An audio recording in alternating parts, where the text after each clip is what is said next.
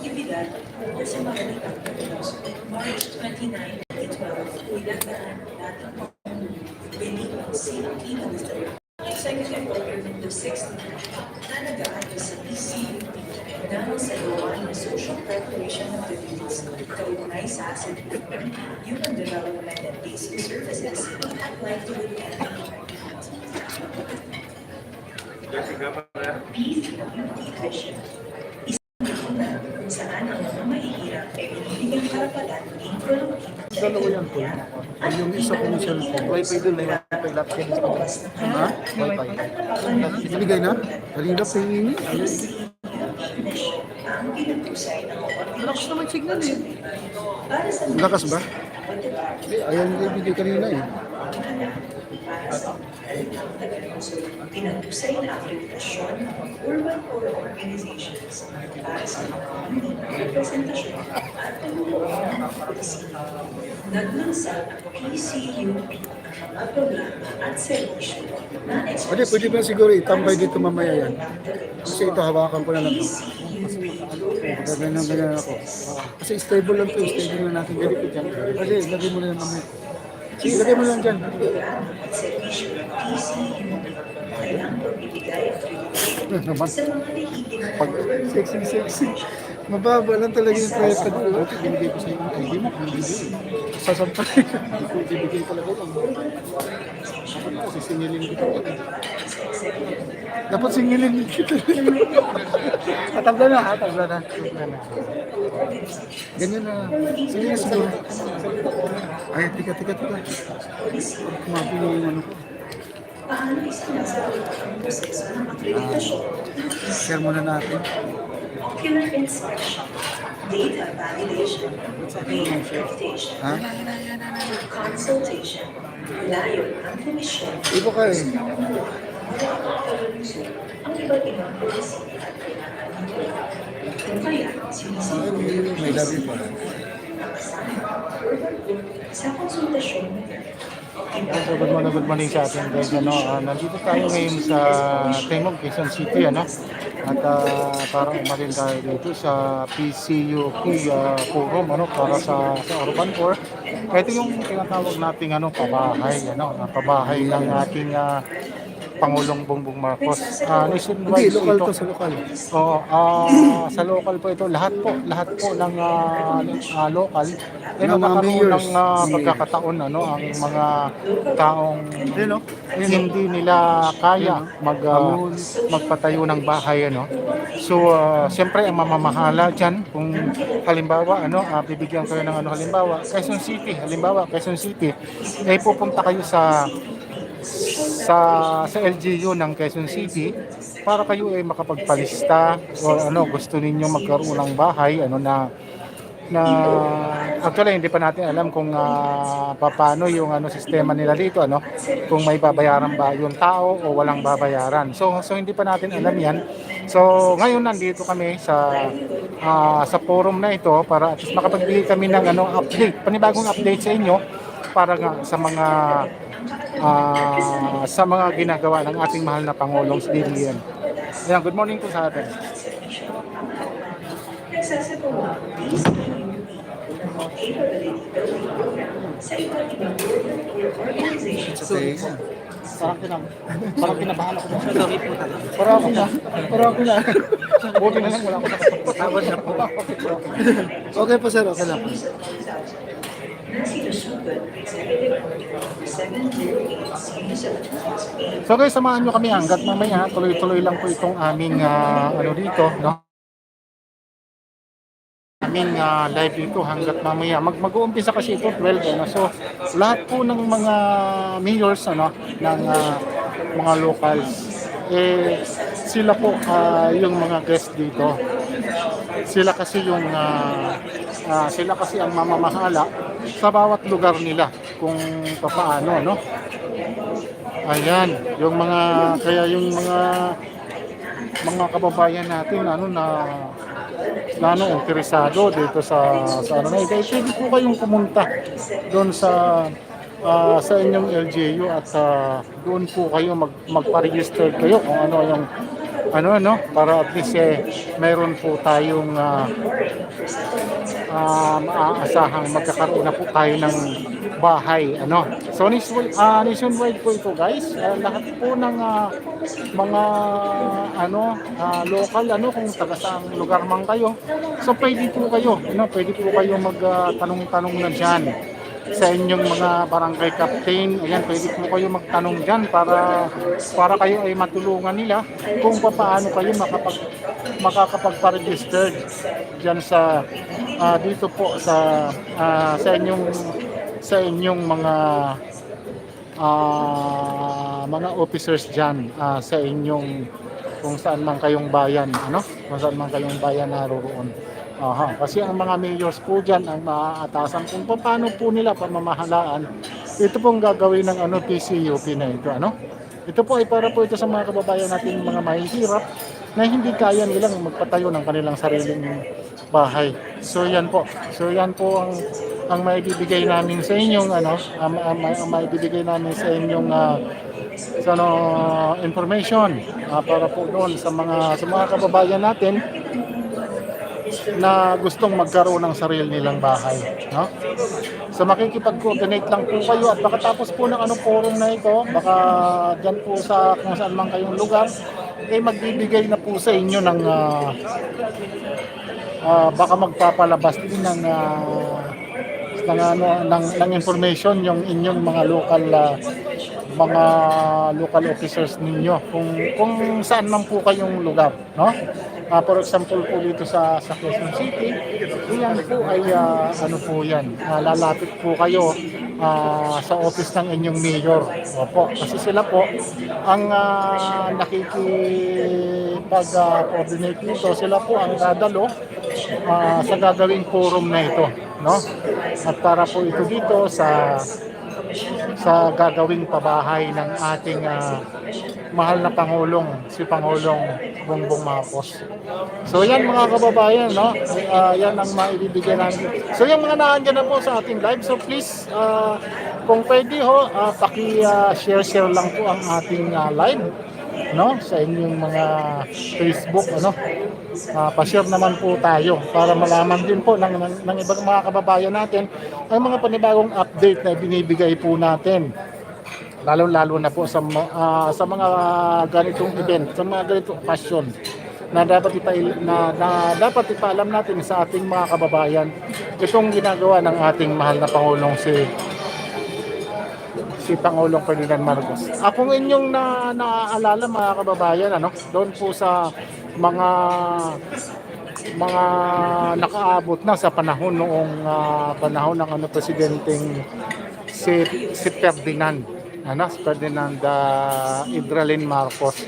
Ito po ay muling binubuhay po ng kanyang anak na siyang pangulo natin sa ngayon, at gusto rin niyang ipagpatuloy ang mga ginawa ng kanyang nasirang ama nung ito ay pangulo pa, At sa kabutihang palad naman po ay nandiyan pa ang dating First Lady na kanyang nanay, na siyang nagpagawa nung araw diyan sa mga bliss house na yan na para sa ating mga kababayan, So kaya ngayon ay ito nag-uumpisa na bubuhayin ulit at magpapagawa ulit ng mga pabahay para sa ating mga kababayan.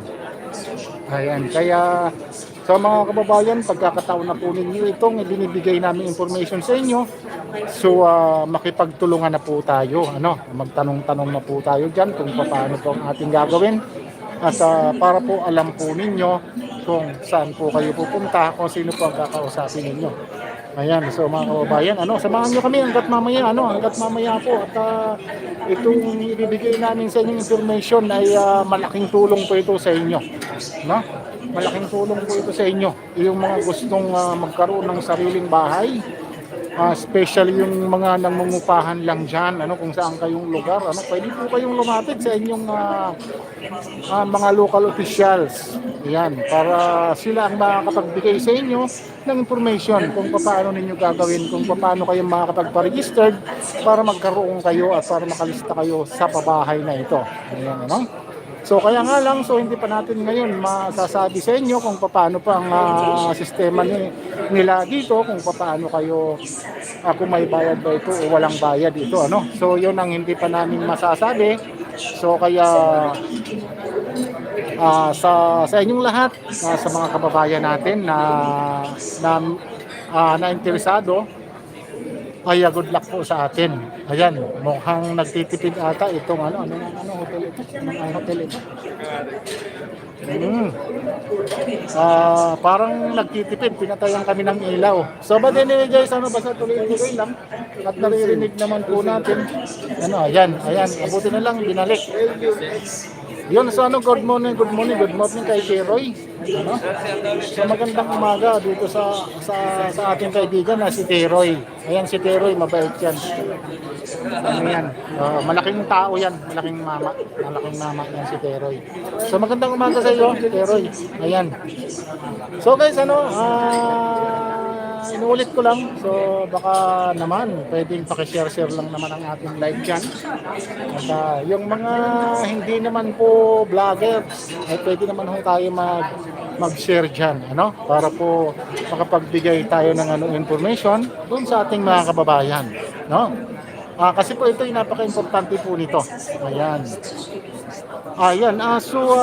Ganito kapatid, so diyan sa lugar ninyo kapatid ay sigurado mayroon din diyan. So pwede kayong lumapit sa inyong local officials na para makapagtanong kayo, makapagtanong kung paano kayo makapagpa-register dito sa pabahay na ito, So ngayong araw na ito ginagawa namin dito at nandito kami, nag-cover kami dito sa gagawing forum itong PCUP para po ito sa Urban 4. So lahat ng mga mayors ng mga local ay magkikita-kita po dito sa araw na ito para pag-usapan kung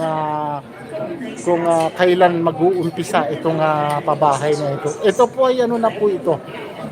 Pirmado na po ito. Gagawin na lang po kung paano, So kaya ang mga mayors naman, ang mga local officials kahit sa ang parte ng Pilipinas ay sana po maasahan po natin ang inyong suporta sa PCUP, ang inyong suporta para po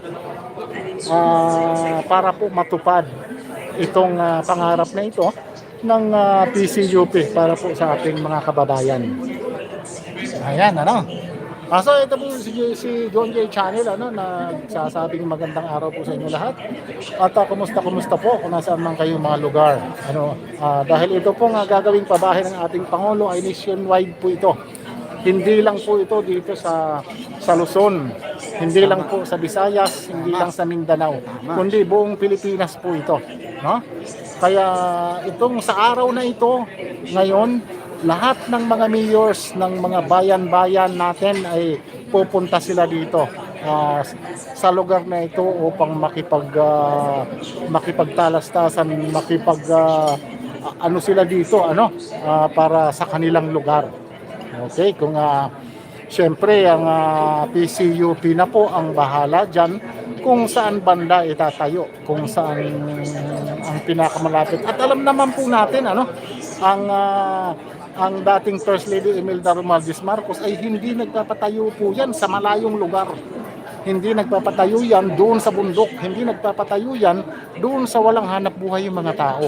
Yan po ay nagpapatayo sa malapit sa bayan, malapit sa city, at malapit na kung sakasakali man po na medyo mayroong distansya kung saan makapagpapatayo, sigurado pong gagawin niya pong isang city o isang bayan ang gagawin na yan. So ang pinaka-importante po lang dito ay may hanap buhay yung mga tao. So yun po ang kanilang gustong mangyari, Kaya doon po sa mga local government official, kami po ay nakikiusap sa inyo na sana po ay suportahan po natin itong PCUP na ito, Ang ibig sabihin po ng PCUP ay Presidential Commission for the Urban Poor.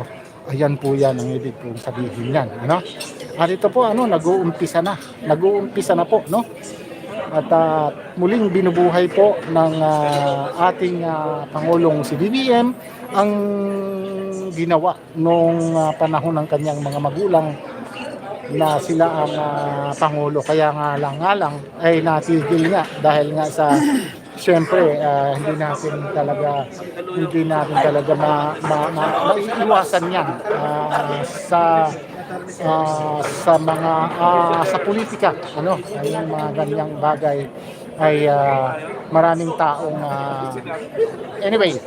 So wag na tayong lumayo doon sa ating topic sa ngayon. Kung ano yung gusto naming iparating sa inyo ay yan po ang napakagandang balita namin sa inyong mga mahal naming mga kababayan. Kung saan mang bayan kayo, ayan, pwede po kayo makipag-coordinate dyan. Ulitin ko po sa inyong mga local officials, doon po kayo makikipag-coordinate, doon sa mga interesado, doon sa mga hindi kayang magpatayo ng bahay, ay pwede po kayo habang maaga. At siguro next week, pwede na po kayo magtanong-tanong dyan sa inyong sa mga local officials ninyo. Magtanong-tanong na po kayo kung paano inyong gagawin para kayo ay makapagpa-registered, no? At tayo naman kung makakatulong tayo dahilan sa tayo ay nandito sa na ito at sige, magbibigay kami ng information, yung magagandang information para po sa inyo, mga kababayan, no? So good morning. Ayan, so mag-i-start na Doon muna. tayo sa gilid. Tayo sa gilid. Kasi mayroong gitna, may gilid doon. Anong gusto mo? Doon? May gilid. Doon tayo? So doon tayo. Doon lang tayo. Sige. Para steady na natin yung Oo. So ayan, mag-i-start na tayo. So anyway, mamaya po guys, magbibigay tayo ulit ng information. So sama-sama lang tayo. Sabi mo sa alan. Doon. Kailangan niyo po ba?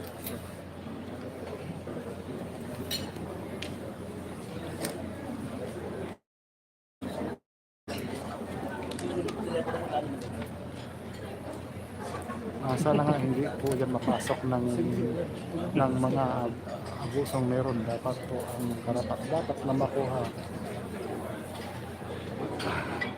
Salamat po sa update, bossing. Yes, good morning sa iyo, Mr. Dennis. Tayo po ay nandito para po makatulong sa ating mga kababayan at para makapagbigay sa inyo ng update, kung ano man ang gagawin ninyo. Maganda po ito, at kahit kayo man po ay pwede ho kayong magbigay ng update sa inyong mga kababayan dyan na hindi nakakapanood sa mga sa oras na ito, kasi itong forum na ito na gagawin ay napaka-importante po nito, no? So napaka-importante po ng forum na ito, kaya kami ay nag-live para maipaalam sa inyo kung anong ginagawa ng ating mahal na Pangulong si Bongbong Marcos, At maaalala natin, muli niyang binubuhay ang ginawa ng kanyang mga magulang noong panahon na si Ferdinand Israel Marcos pa ang ating presidente, ang nasira niyang tatay. So yan, no? At naalala naman natin na hanggat ngayon ay buhay na buhay pa yung blessed house na pinagawa ng dati nating First Lady ng Imelda Romualdez Marcos. So yan guys, so ngayon ito na puro na naman ulit ito, no? So ayan, kung makikita natin ang tiyan. So okay mga kababayan, basta tiyan lang po tayo, samahan po natin itong gagawin namin dito, ang gagawin namin forum na ito, no? At mamaya pagka may pagkakataon tayo ay mag-i-interview dito sa mga local officials na mga nandito, na mga dadalo po dito. Kaya po wag po nating pabayaan na hindi tayo makialam. Tayo po ay makialam at ito po ay napaka-importante para po sa ating lahat. Ayan. So tuloy-tuloy lang po tayo, kababayan, So mga kababayan, kinakailangan po natin, ulitin ko lang, kinakailangan tayo makialam sa mga bagay na ito. Importante po ito para sa atin, para po ito sa lahat ng Pilipino, no? Para po ito sa ating lahat. Kaya bigyan natin ng pansin, ano, kung ano man yung ginagawa, kung anong plano ng ating mahal na Pangulo, no? At sa loob ng how many years? Sabihin na natin 36 or 37 years. Sa ngayon lang naman nagkaroon ulit ng mga ganitong programa, no? Mga ganitong programa na para sa lahat ng tao, hindi lang para sa isang lugar lang. Kung noon may nagkaroon man, pero kung saan lang nila gustong lugar, pero ngayon nationwide po ito. Kaya wag po kayo mag-alala, yung mga kung taga saan man po kayo ay pwede po kayo, no? So pwede po tayo.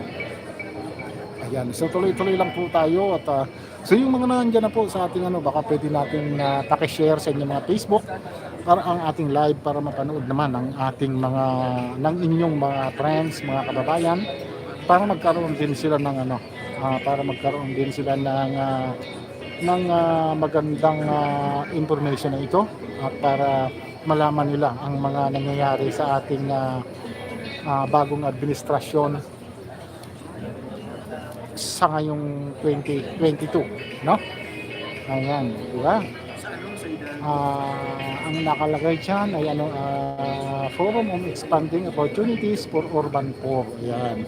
So para sa ating lahat ito, para ito sa mga maliliit na tao, na mga hindi na walang kakayanan na magtayo ng kanilang bahay. Ayan. Kaya, so guys, samahan nyo kami, no? Samahan nyo kami at ayan, so meron ako ditong kasamang isang magandang lalaking vlogger din. Ito si Edwin D. So ngayon ipapasa ko muna sa kanya kasi pangit naman kung puro boses ko na lang ang maririnig ninyo. So guys, please support. Ayan, maraming salamat Matandang John G sa pagpasa. Kasi mas kuya ko siya mga kaibigan sa mga ganitong panahon. Talagang una siyang ipinanganak kaysa sa akin. At nandito po tayo sa PCUP, no? PCUP. At ito po ay ginanap noong kapanahon ng mga Marcos. Ito ay nagkaroon na po talaga ito, no? Pumasok yung Aquino, Cory Aquino. Meron pa naman to, kaya lang nawala ang visa. Pero meron nandiyan pa rin ang PCUP. Ngayon ay nakikita po natin ay ang Marcos ay bumalik po sa Malacanang. Ito binuhay at binigyan po ng pagkakataon po yung mga walang bahay. Ito na po, mayroon na po tayong pabahay para sa mga mga mahihirap na talagang kailangan po talaga mayroon tayong tirahan. Ayan po ang ating mga bisita. Maraming salamat po sa mga viewers natin. Ems Cooking, hello po Ma'am Annalisa Thomas. Sir Carlo Dimesa, maraming salamat din sa iyo. Ayan, morning, thumbs up down po, Edwin. God bless po, ingat ka palagi. Sabi Ma'am Annalisa Thomas. Like pa mo, ayan, Carlo Dimesa, maraming salamat din sa iyo. Salamat po, Share Community, Carlo Dimesa. Thumbs up down, ayan, mega shout out po sa sabi Carlo Dimesa. Ayan, nandito po tayo sa event ng sa may timog na po tayo mga kaibigan Forum for Expanding for Urban Poor.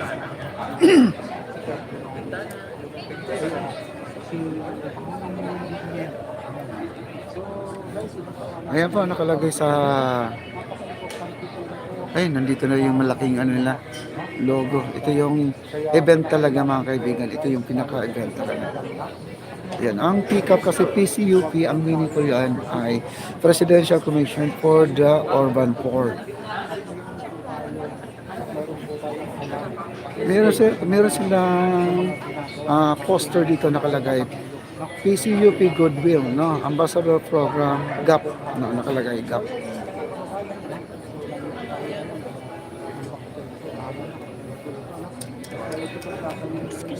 Napakahalaga po ito. Napakahalaga gagawin forum dito ng mga local Sandali na po kasi inakyatan po nila yung malaking poster nandun po sa likuran. Kasi mamaya at magkakaroon po tayo ng interview at meron po tayong mga katanungan mamaya kung sila po ay meron po silang napupulot na aral or magandang sagot ito sa ating mga katanungan. Ayan, thank you so much mga viewers natin. Ito po si Papa the Channel.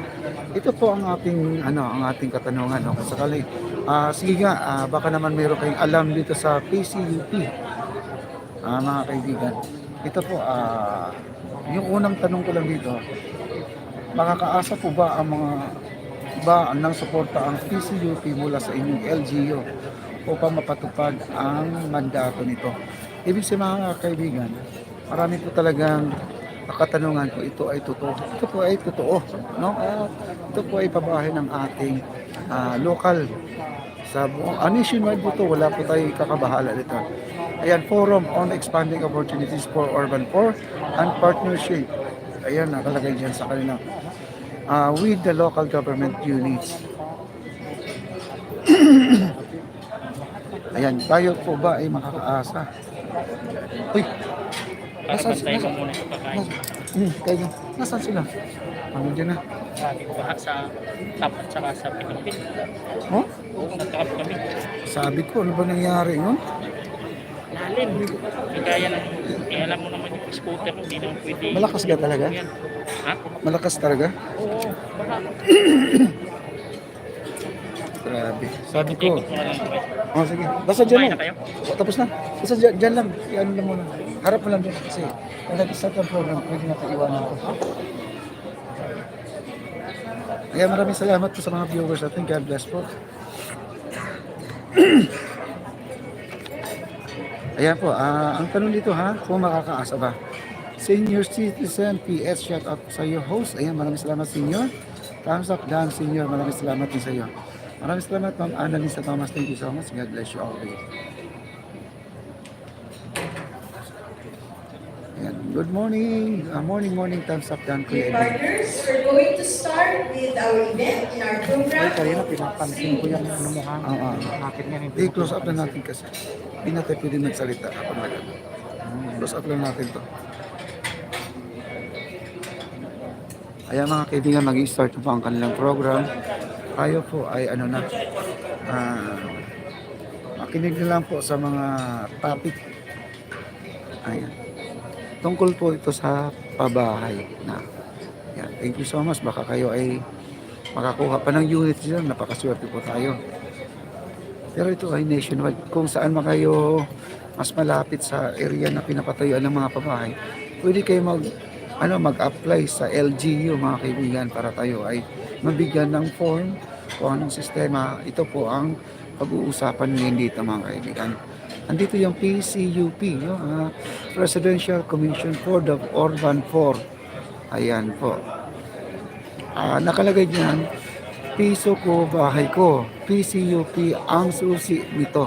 Ayan, napakaganda. Ayan, lingkod kaagapay Maralita. Ayan, nakalagay lab program. Ayan, maraming salamat po sa mga nag-likes naman dito. At ayun na po ay makinig na lang po dito sa kanilang topic. Alam niyo naman na pag may mga ganitong event ay silip-silip na lang po tayo, listening. No? Thank you so much. Ayan, shout out sa lahat ng mga vloggers na nag-cover dyan. Ayan, maraming salamat senior citizen sa pagbati sa kanila. Thank you sir. Hello sir.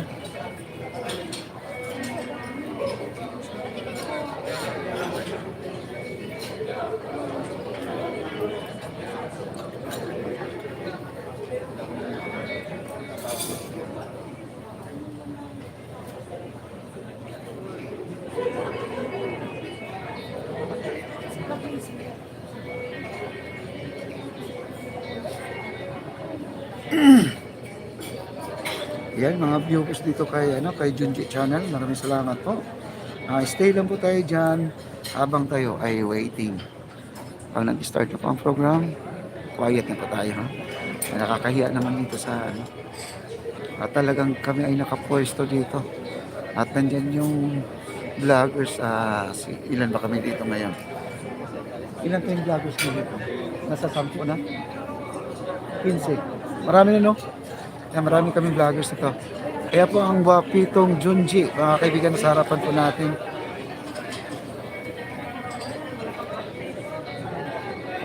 At waiting na po tayo at mag-start na po ang ating program.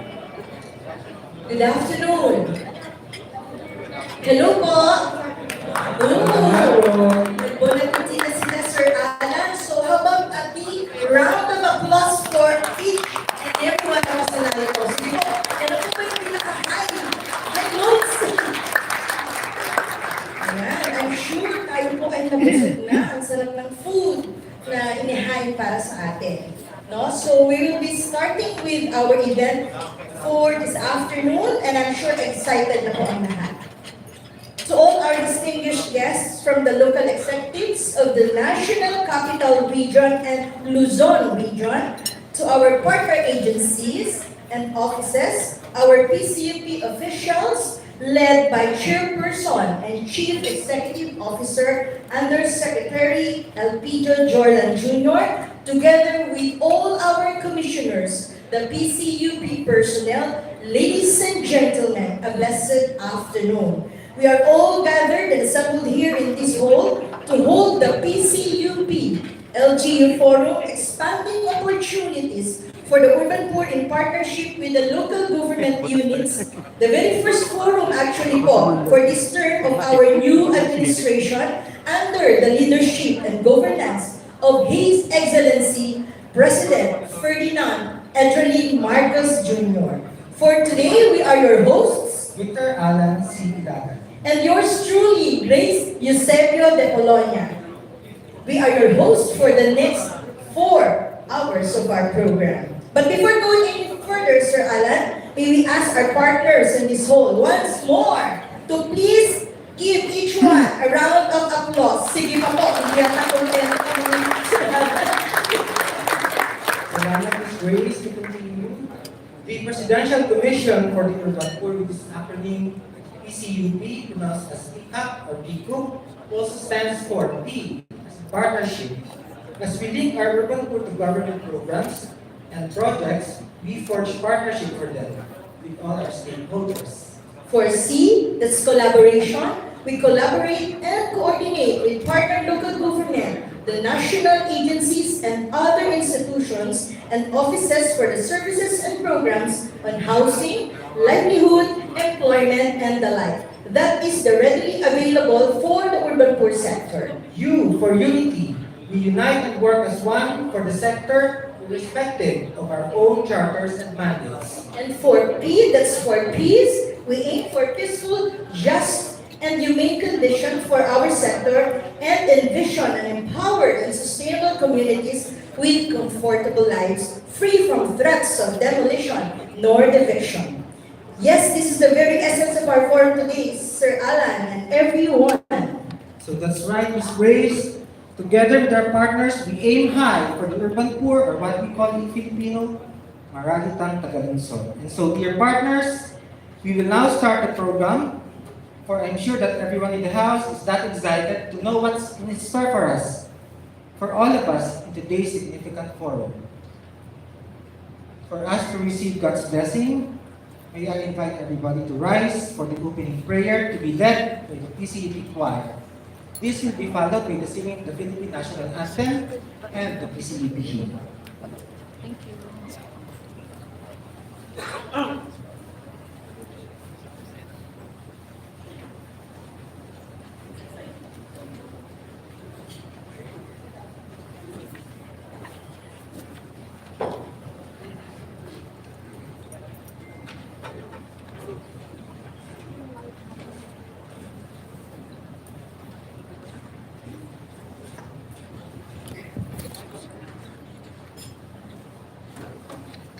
Kita ba dyan? Dito.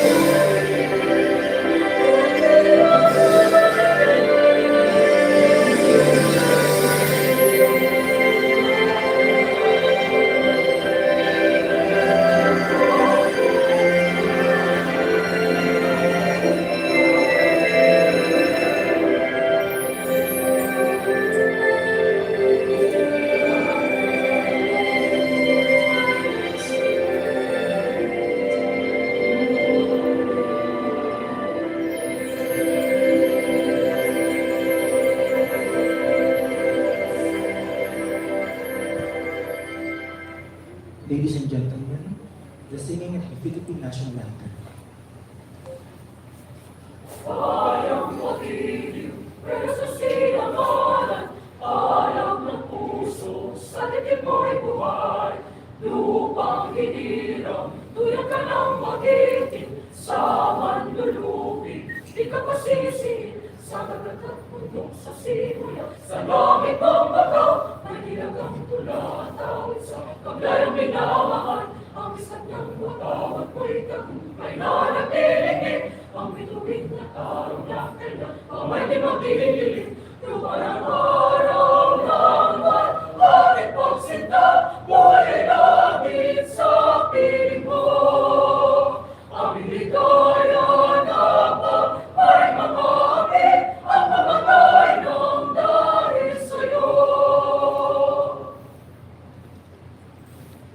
The singing of PCUP hymn.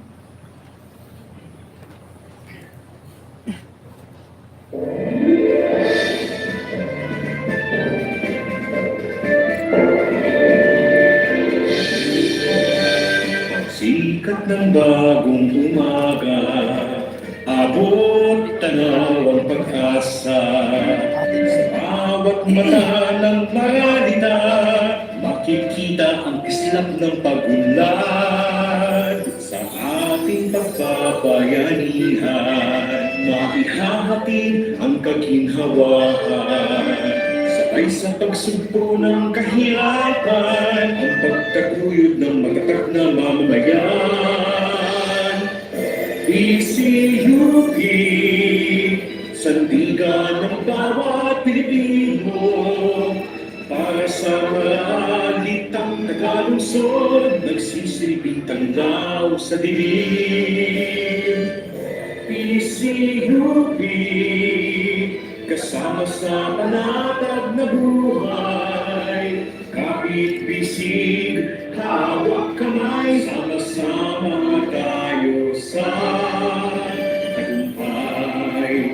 Ito ang aming panatag, magsilbing mukha ng maralita sa pagbuo ng tuntunin na pag-aaral upang makamit ang mga pangarap. PCUP, sandigan ng bawat Pilipino, para sa maralitang tagalungsod, nagsisilbing tanglaw sa dilim. PCUP, kasama sa panatag na buhay, kapit-bisig, hawak kamay, sama-sama tayo sa tagumpay.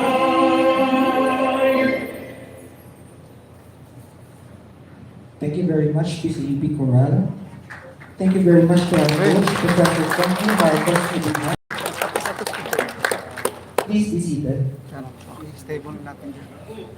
Itutuloy ko lang po ang pangalan po ng ating Pangulo ay Ferdinand Bongbong Romualdez Marcos. Sorry po kanina, it's not Edward D, it's Romualdez, middle name po. Okay. So maraming salamat muli, PCUP Choral. Upang formal na kilalanin ang ating mga bisita ngayong hapon, nais ko pong ipakilala ang ating Commissioner in Charge for the NCR. He is a seasoned journalist with 32 years of experience founding police and political beats in Metro Manila. He is a professor in political and social sciences in various universities and colleges. This commissioner also writes novels and songs in his spare time. Not program, sir. Teach us how. Okay. He is very passionate in everything he does and is committed to help the marginalized sector of society. Dear partners, a round of applause for Commissioner Ray Galubo.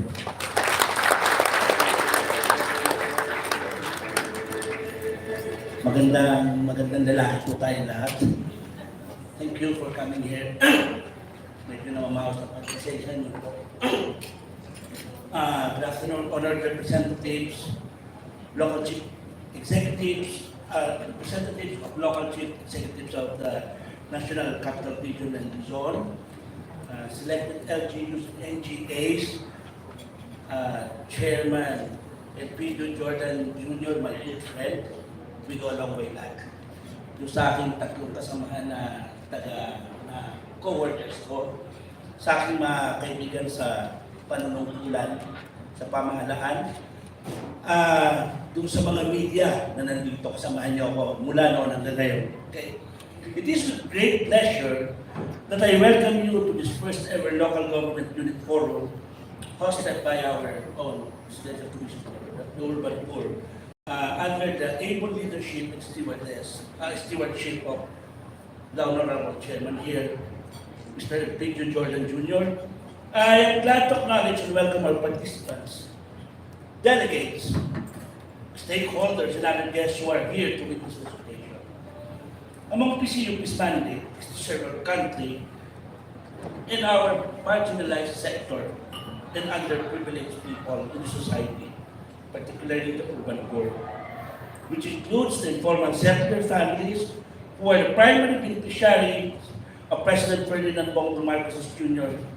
Poverty Alleviation Program. Today we will discuss how we can join hands in serving the government's enablers of sustainable development. Although this has always been a fundamental question for the national government, our discussion today are timeless more than ever. The current global health crisis and economic downturn showed us the crucial contribution of science, technology, and innovation in addressing the challenges brought about not only by the COVID-19 pandemic, but also in supporting our society and the economy in a time of a major turmoil. Alam nyo, medyo mabigat po yung dinala natin magmula pa doon sa nakarang administrasyon. Before we were tapped to join the government by no less than the President, meron kaming instruction nung dumating kami sa PCUP. Gawin nyo yung kaya nyo to help alleviate the poor. In mind you, if I tell you, nandiyan po yung aking mga FODs at yan ng mga area coordinators. It's not an easy task. It's easier said than done. Minsan umiiyak kami pag nandun kami, nakikita namin. But, all this in the name of public service. The first ever LGU forum is certainly a good example of unity and cooperation in governance, as advocated by our beloved President. Today, we are holding a discussion on uniting and supporting each other in our effort in fighting poverty and promoting progress and development for our people.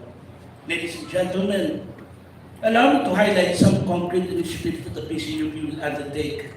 Among these are the initiatives to enhance our delivery of services to the people through proper linkages. And that's why you're here. That's why we invited you here. Of our urban poor to concerned agencies so that our countrymen may be closer to the government and they can obtain the support and assistance they need for the betterment of their lives. Also, among PCUP's initiatives are the voted banner programs you can see here at my back that will be formulated by our very own Undersecretary Jordan, which shall be implemented soon to further improve the fulfillment of PCUP's mandate. Our work in the PCUP did not stop with the coronavirus outbreak.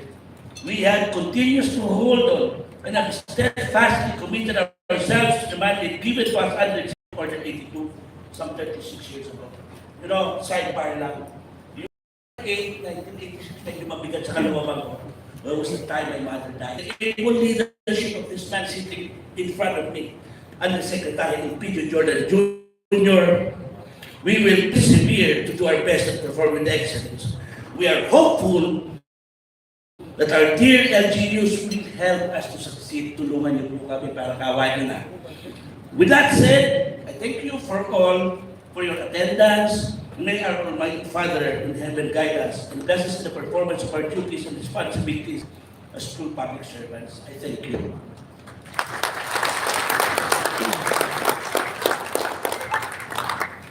Thank you very much, Commissioner Reynaldo Galupo. And now for the overview of our activity for this afternoon. We would like to give you one of our commissioners once more who originally hails from Caraga region. She is married to a wonderful and loving husband, Gregory Rowell Shan III. She finished her college degree in Polytechnic University of the Philippines, Bachelor of Arts of the Philippines, Bachelor of Arts in Broadcast Communications rather. She was designated as Public Relations Manager and Coordinator in Mindanao of ACT-CIS party list at the time when Honorable Secretary Erwin Tulfo was the then chairman of the board.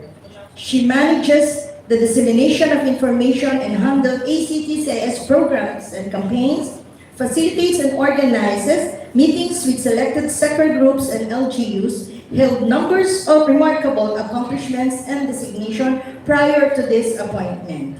Dear partners, a round of applause for Commissioner Remedios S. Shan. She is also the PCUP Field Office Supervising Commissioner for Mindanao.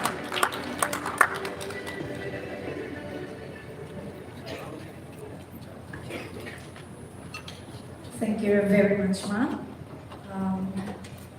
To all our distinguished guests, the local executive, local chief executives of NCR and Luzon, fellow PCUP officials and personnel, ladies and gentlemen, good afternoon.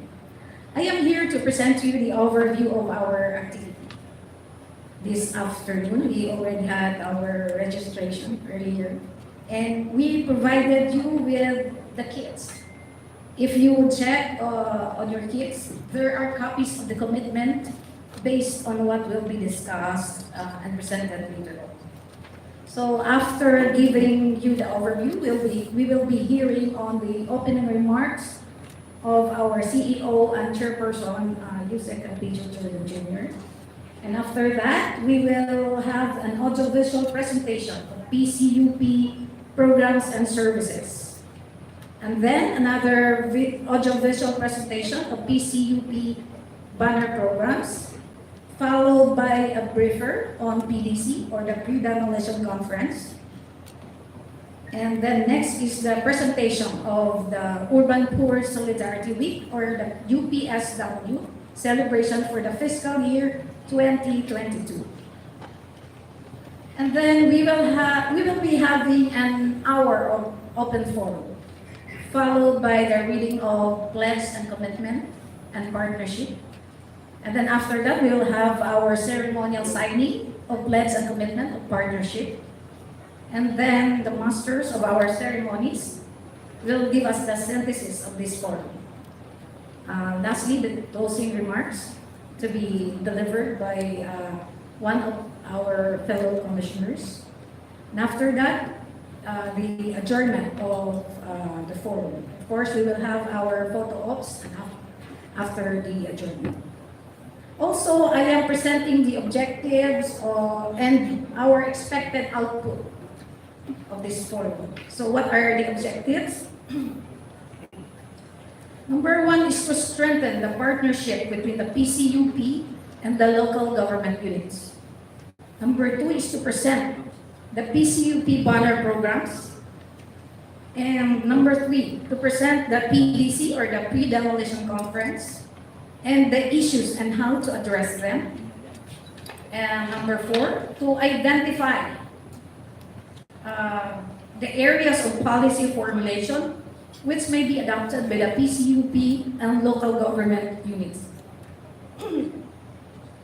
And lastly, we're going to present the Urban Poor Solidarity Week, or the UPSW, and support of local government units into this activity. So our expected output after the forum would be, number one, the commitment from the local government units supporting the banner programs of the PCUP.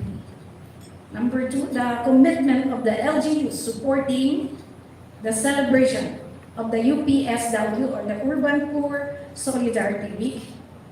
Number three, the LGU commitments on the PDC, or the Pre-Demolition Conference. And lastly, it is also expected that the programs or policies which may be adopted by the PCUP and or the local government units in support for the urban poor will be identified. That will be all. Thank you very much once again. Good afternoon and welcome to this forum. Thank you very much, Commissioner Toots. It was always a pleasure to see you. And now for the opening remarks, he will lay down the foundation of this forum. He is none other than our PCUP Chairperson and Chief Executive Officer. And allow me to introduce him to you. Our Chairperson graduated with a bachelor's degree in liberal arts and Bachelor of Theology from the Holy Rosary College Seminary. He served as municipal councilor for the local government of Arroy in Masbate, and also served as a manager of private firms in his personal capacity prior to his service in the government. Committed to the Marcos administration's poverty alleviation programs, he initiated efforts to intensify PCUP's programs and activities aimed at promoting the welfare of the urban poor and of the country. With his vast experience in the business sector as well as in the government, he is active in promoting PCUP and its programs from the time of his assumption to the office. He already initiated his banner programs aligned with the 10-point agenda of His Excellency President Ferdinand Romualdez Marcos Jr., promoting partnership with the private sectors, the academe, the non-government organizations, the civil society organizations, and the urban poor sector. Partners, let us all welcome ang tagapangulo at punong ehekutibo ng Pambansang Komisyon ng Maralitang Tagalinsod, Yusef Elpidio R. Jordan Jr.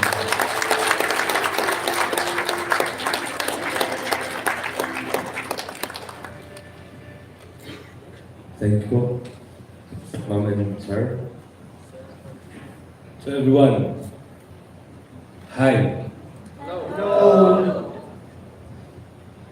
To the honorable mayors, our distinguished guests, my fellow PCUP officials, my co-workers and fellow public servants, good afternoon. First of all, I would like to thank you for accommodating our request for your participation to this event. The PCUP and Local Government Forum today, October 25, 2022, here in Luxon Hotel, Quezon City. Also, I would like to express my gratitude for opening your doors to our commission through our field operations divisions and area coordinators, who is implementing arm of the Presidential Commission for the Urban Poor on its programs and social preparation activities to our urban poor communities in accordance with its mandates under Executive Order number 82 and Executive Order number 69. It is an honor to be standing here before you and welcome you to this momentous event. The past 2 years have posed a lot of challenges to both the national and local governments with the onset of the pandemic, which have greatly impacted the underprivileged and homeless in terms of housing security, food security, employment and livelihood opportunities, access to health services, among others.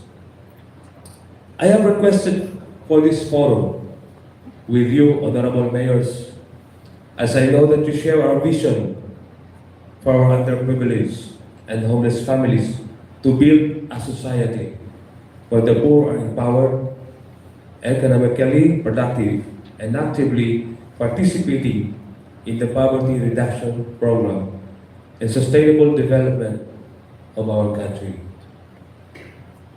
Of course, it is also our way of meeting you and thank you personally for being allies of our urban poor. It has been PCUP's mission for an improved coordination and monitoring for the speedy implementation of government programs and policies for the urban poor. An enhanced accreditation of legitimate urban poor organizations for purposes of representation and policy formulation. I hope that this forum will be the start of a better coordination among us. When I assumed office in the PCUP, expectations were high, and I was faced with the issues concerning pre-demolition conferences that were already held and completed but was affected by the pandemic. Consultations with division chiefs were held in order to have a clear picture of the issues. Meetings with vital stakeholders were made to come up with measures to address these concerns. Later today, we will have a discussion on this in the open forum.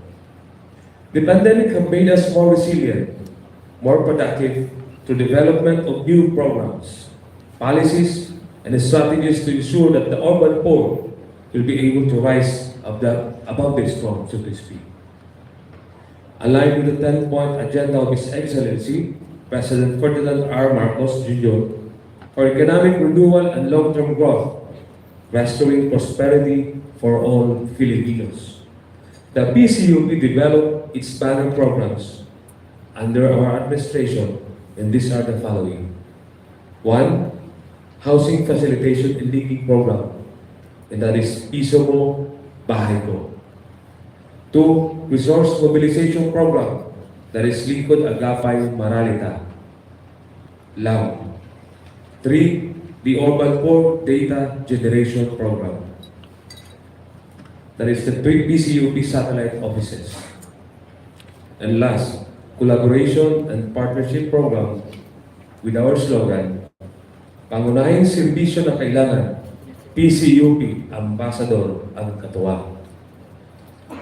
Majority of these programs will entail the participation of the private sector, which is one of the 10-point agenda through a public-private partnership.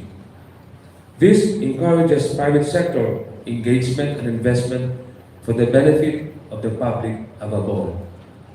Our clients, the urban poor, are so unique as it encompasses almost all sectors. The labor sector, senior citizens, women's sector, children, and even the PDs. What they share is that they fall within the purview of the definition of underprivileged and homeless, whose lives we should uplift through our respective poverty alleviation programs. One of the major landmark interventions for our poor is the institutionalization of the pre-demolition conference. Prior to the provision of police assistance, for the PCUP sits as the facilitator in these PDCs. In the course of this facilitation, we have encountered several concerns in its implementation and the compliance of the mandatory requirement of the Urban Development and Housing Act of 1982, the UDHA, in the conduct of demolition and eviction. These are the common issues in the conduct of PDC on court-ordered demolition and eviction. 1. There is no available relocation or resettlement site. 2. There is no appropriation for financial assistance amounting to prevailing minimum wage multiplied by 60 days, or the amount is not in accordance with the prescribed amount provided by the law. Nakakaawa po ang urban poor natin. These are just some of the identified concerns. Later in the course of our discussion in the open forum, there are other common issues we have encountered in our PDCs. In honor of the urban poor, the PCUP will be celebrating the National Urban Poor Solidarity Week on December 7, 2022, pursuant to Presidential Proclamation number 367, which will be participated in by more or less 2,000 urban poor. We will be showing you too the number of participants of each local government unit. We are hoping that we can show that we are in solidarity with them, with your support to this activity. I hope that today, through this forum, inspire us for better discussion, better ideas on ways of making the urban poor no longer vulnerable, but are secured in their lives. In terms of housing and economic opportunities towards our vision of an empowered and sustainable communities and partners of both local and national governments in nation building. We cannot do it alone. Let us work together. Together we can do more. Together we can better the lives of our urban poor. My dear friends, this LGU forum is produced with a pure heart from PCUP family. With that, I would like to welcome you all again to this forum and thank you so much. Maraming salamat, Jordan Jr. To present before us the PCUP banner programs for 2022 and onwards, let us all watch this. Lights off, please.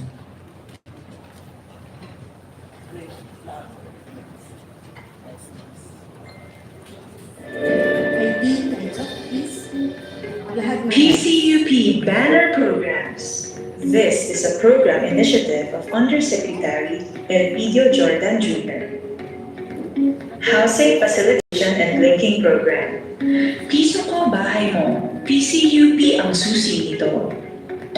This is a housing program initiative for our homeless urban poor families, especially those affected by court-ordered demolition and eviction. This encourages participation of the private sector for assistance, providing lots where houses may be built with complete amenities that would be enjoyed by urban poor families, addressing their security in housing tenure. It recognizes the increasing role that businesses have been playing in local development by going beyond mere corporate social responsibility. There is a growing realization that doing business with social impact is possible, which is blurring the gap between conventional territories of development players and businesses. This is particularly critical in sectors such as housing and urban development that have the potential to create significant social impact by tremendously improving conditions of life, productivity, and health of low-income communities. Resource Mobilization Program. Lingkod Agapay Maralita Program. The Lingkod Agapay Maralita Program is geared towards addressing the economic need of urban poor families by encouraging savings mobilization among them. In partnership with the private sector, the program also aims to build up opportunities for livelihood and employment, housing, and other concerns of the community. The program will serve as the light, so to speak, in building bridges of collaboration. An example of which are the products of urban poor who are beneficiaries of the PCUP Capability Building Program, where they will have the opportunity to showcase their products in malls and other venues. Urban Poor Data Generation. PCUP Satellite Offices. The PCUP, in partnership with local government units, will be creating satellite offices in cities and municipalities in the NCR, Luzon, Visayas, and Mindanao. This aims to strengthen its intervention in urban poor communities in partnership with the local urban poor affairs offices, establish its database, which will be useful to both the PCUP and the LGUs in developing plans, programs, and formulating policies for advocacy in both local and national level beneficial to the urban poor. Collaboration and Partnership Program. Pangunahing serbisyo na kailangan, PCUP Ambassador ang katuwang. PCUP Goodwill Ambassadors Program. These are men and women from the business sector, the academe, non-government organizations, and the like, who share PCUP's vision of empowered and sustainable communities of urban poor families, who volunteers their services and time to promote the Presidential Commission for the Urban Poor, its programs, and may look for other partners that may provide assistance and services geared towards filling the gaps in alleviating the plight of urban poor families from poverty and ensure that they will become economically productive as partners in nation building. Lights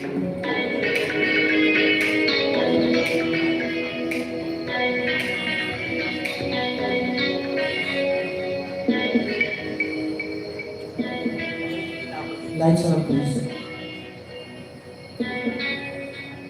Ating pong natunghayan ang AVP para po sa ating PCUP banner programs na siyang tinuran din po ng ating tagapangulo kani-kanina. So, bago po tayo tumungo doon sa ating isang parte ng ating programa on the pagbibigay ng briefer on pre-demolition conference, please allow me and Alan, my partner, na sabihin sa inyo na meron po tayong mga programa, isa na rito, kung inyo pong natunghayan ng inyong mga kids, na rin po nakasaad na meron pong tulong na maaaring ibigay para po sa ating urban poor sector, katuwang ating mga partners sa local government units and the national government units. Ito po ang pinambagatang pondo ng pangarap kong proyekto at paano makakamit ito. So as to how, siguro po mabibigyan din tayo ng ilang mga pananalita or yung mechanics ito kung paano. So balik ito muna ay pagtutulong-tulungan natin ng ating mga partners na narito, chair, no, at mga commissioners ng mga LGUs and national government agencies, kasama na of course ang ating urban poor sector. And si Sir Alan, meron po siyang listahan ng ating mga lawyers bago natin tawagin ang ating isa sa pinakamagiting na abogado ng ating komisyon. The chairman asked me to recognize our lawyers. Attorney Jayza Pulpan. Attorney Ferdinand Iman, the Chief of Mindanao Operations. Where are you? Stand back, Joe. Attorney Carl Cartedrigan. Hello, sir. Attorney Juliel Basay. Hello, sir. And Attorney Steve Santillan. Of course, we have our Commissioner for the Zone, Attorney Andre Nicolataya. So there you have it, the set of lawyers of PCUP. Thank you, Sir Alan, my partner. Siyempre po, hindi pababayaan ng komisyon ang lahat ng mga nagsisitulong po para sa ating maralitang Tagalungsod. Sama-sama po natin gagawin yan.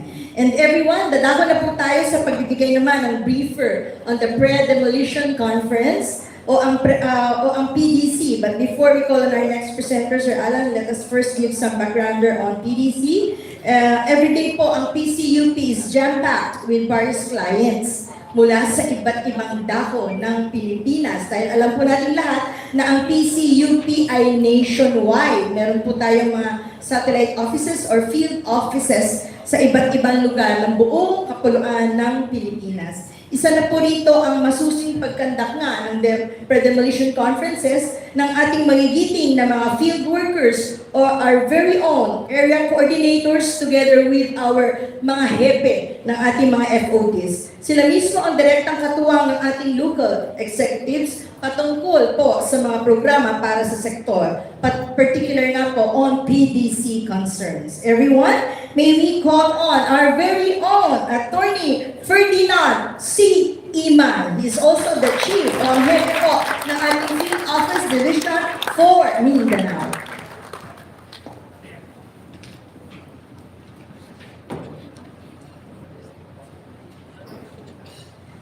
Thank you, Ma'am Grace. Good afternoon po everyone. My courtesies to our Chairman and CEO of the Presidential Commission for the Urban Poor, Undersecretary LPG Jordan Jr., our active commissioners, very active commissioners, Commissioner Ray Galupo, Commissioner Regis Chan, Commissioner Paulo Wangko, and of course Commissioner Attorney Andre Nicolataya. So for the next 10 minutes given to me as my slot, I'll be discussing presenting the brief of the pre-demolition conference. In brief, I'll discuss what is pre-demolition conference, its purpose, and its coverage. Pre-demolition conference is simply a conference required by the Philippine National Police before it will approve the request for police assistance in the implementation, I'm sorry, it is simply an interagency conference required by the Philippine National Police before it will approve request for police assistance in the implementation of administrative or court order demolition involving the underprivileged and homeless citizen. So if the demolition and eviction does not involve underprivileged and homeless citizen and their dwellings, pre-demolition conference is not applicable. So kailangan needed ito pag poor families at saka ang gigibain ay ang kanilang dwelling. So what is the purpose of PDC? Pre-demolition conference actually is intended to stop or if not stop, minimize violence during the implementation of demolition and eviction, and to help ensure that the constitutional and the statutory requirements of just and humane demolition and eviction is complied with or observed by the implementers of demolition and eviction. Our government, especially the executive department, is employing different means to ensure that our urban poor are afforded the just and humane demolition and eviction process in comes sa kanilang demolition by employing first the local housing board as clearance before all demolition and eviction will be implemented. May clearance yan sa local government. And then, kung ma-implement na, meron pang another mechanism to ensure itong pre-demolition conference. No? Pinag-uusapan during the PDC kung ano yung pwedeng maitulong sa ating urban poor sector na maapektuhan ng demolition at eviction. At paano gagawin o implement ang demolition and eviction na hindi masyadong malakas ang impact sa kanilang economic, sa socio-economic ng kanilang status ng kanilang buhay. So ito po yun ang purpose ng pre-demolition conference. Kailangan siya before approval of police assistance. Kung maka-implement ang proponent ng demolition, the court or the sheriff, or the local government without police assistance, then PDC may not be required. But I doubt if the demolition and eviction can be easily implemented, lalo na pag marami, without police assistance.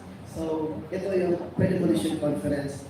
I will also discuss in brief what Presidential Commission for the Urban Poor has been doing for the past 10 years, no? As the presiding officer or the facilitator of pre-demolition conference. It all started in 2012. Although pre-demolition conference is already spelled out in the implementing guidelines of RA 779, pre-demolition conference as a requirement for police assistance came about in 2012. ILG Secretary, then Secretary Jess Robredo, wrote to the PNP directing them to require pre-demolition conference before they will approve request for police assistance in the implementation of demolition and eviction from the court or from the local government units or other agencies of the government authorized to implement demolition.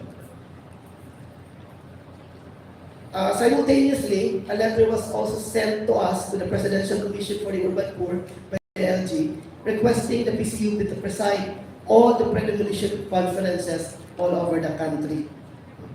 When the IRR of PO 69, Executive Order number 69, was issued to implement the EO 69, which strengthens the Presidential Commission for the Urban Poor on March 29, 2012, the pre-demolition conference as part of the PCUP's function is already spelled out in the IRR of Executive Order number 69.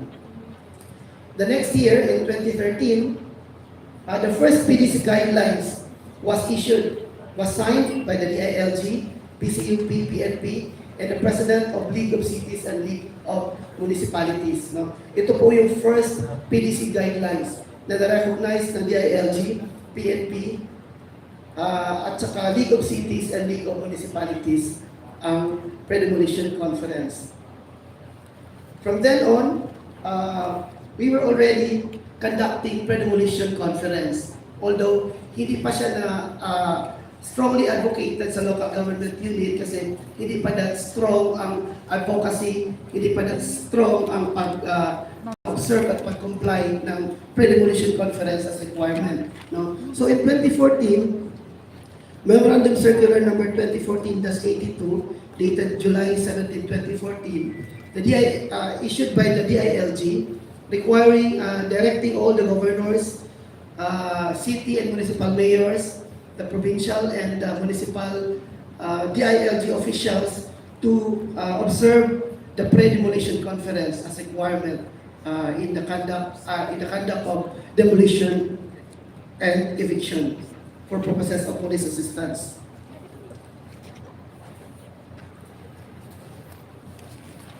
So in these guidelines, the conduct of PDC is being done by the Field Operations Division ng Luzon, Visayas, and Mindanao.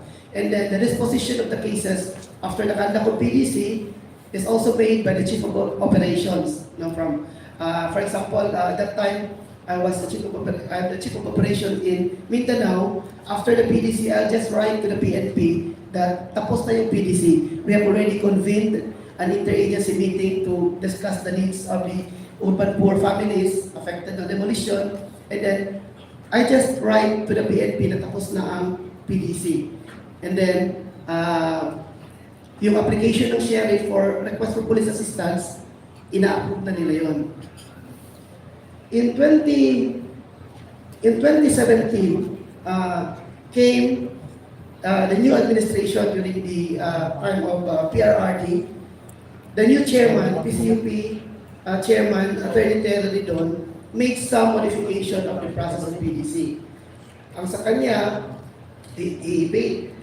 memo number 005 number 17 ang sa kanyang time is required na ang certification of availability of resettlement or relocation or certification of availability of financial assistance before ang PCUP mag-endorse ng approval of police assistance.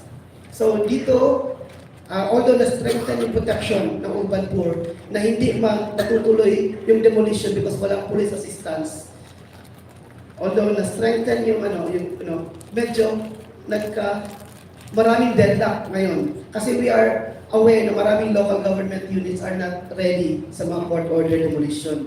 No? Bigla lang lalapit yung mga tao na naapektuhan sa court order, hihingi ng resettlement and relocation. Tapos hindi ready ang local government kasi hindi naman alam na may incoming court order demolition. So, hindi ready ang local government, hindi ang PCUP maka-issue ng certificate of availability ng relocation or financial assistance, hindi matutuloy yung demolition. Parang naging deadlock, parang naging cause ng bottleneck ang PCUP. Although, we are just trying to protect the urban poor families na mga apektuhan. We want to ensure na kung qualified sila, may mabibigay na resettlement or relocation or financial assistance. So kung walang certification, walang endorsement to PNP, walang police assistance, mahirap ang demolition and eviction ma-implement. So that time, ang daming complaint against us, maraming syempre ang landowners, ang mga sheriff would question, bakit hindi mag-issue ang PCUP, tapos niya naman ang PDC, di ba?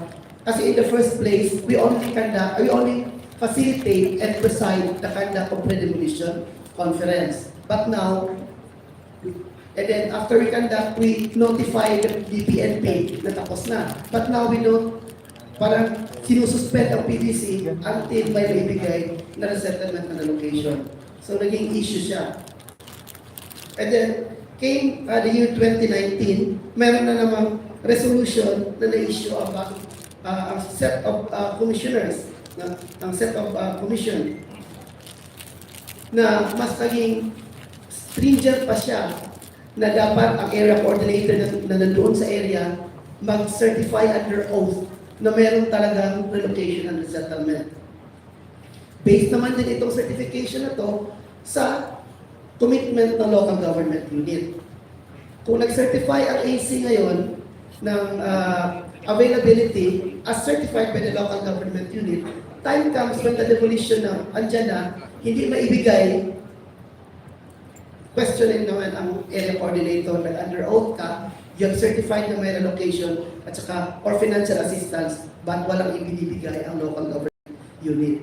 So, medyo problema, no? And then, ang certificate ng PCUP, ng PDC certificate is valid only for 90 days. Pagkatapos ng 90 days hindi mai-implement, PDC ulit, call na naman ng different government agencies. Dito parang well protected talaga yung urban poor families, no? Stringent masyado ang safeguard ng PCUP. Although because we have encountered so many issues, so many questions, so many cases against us, no? In 2019, nag-issue ng another Commission and Bank resolution, a resolution revoking Resolution number 05-2019, yung magse-certify ang area coordinator, magse-certify ang PCUP ng mga available resettlement application. Kasi parang hearsay kasi, nag-certify ang LGU, ang basis ng certification ng PCUP is based on the certification ng local government, which it may not be complied, no? Hindi possible na hindi siya nagagawa dahil mayroong mga problema na mag-encounter, that is possible. So inayos siya, mayroong common bank resolution revoking, and then kinlarify yung guidelines ng PCUP. So tuloy na naman yung pre-demolition conference. But in 2020 came COVID-19 pandemic. Good chairman, PCUP chairman Alvin S. Feliciano, siya ang nakaharap ng time ng PDC.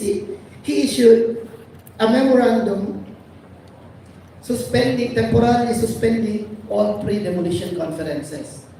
So, in a way na ma-prevent namin ang demolition ng ating mga urban poor families during pandemic, we suspended the conduct of PDC. No? Walang PDC. First, it's very difficult to convene ang ating mga participants sa PDCs because of the protocol ng social gathering.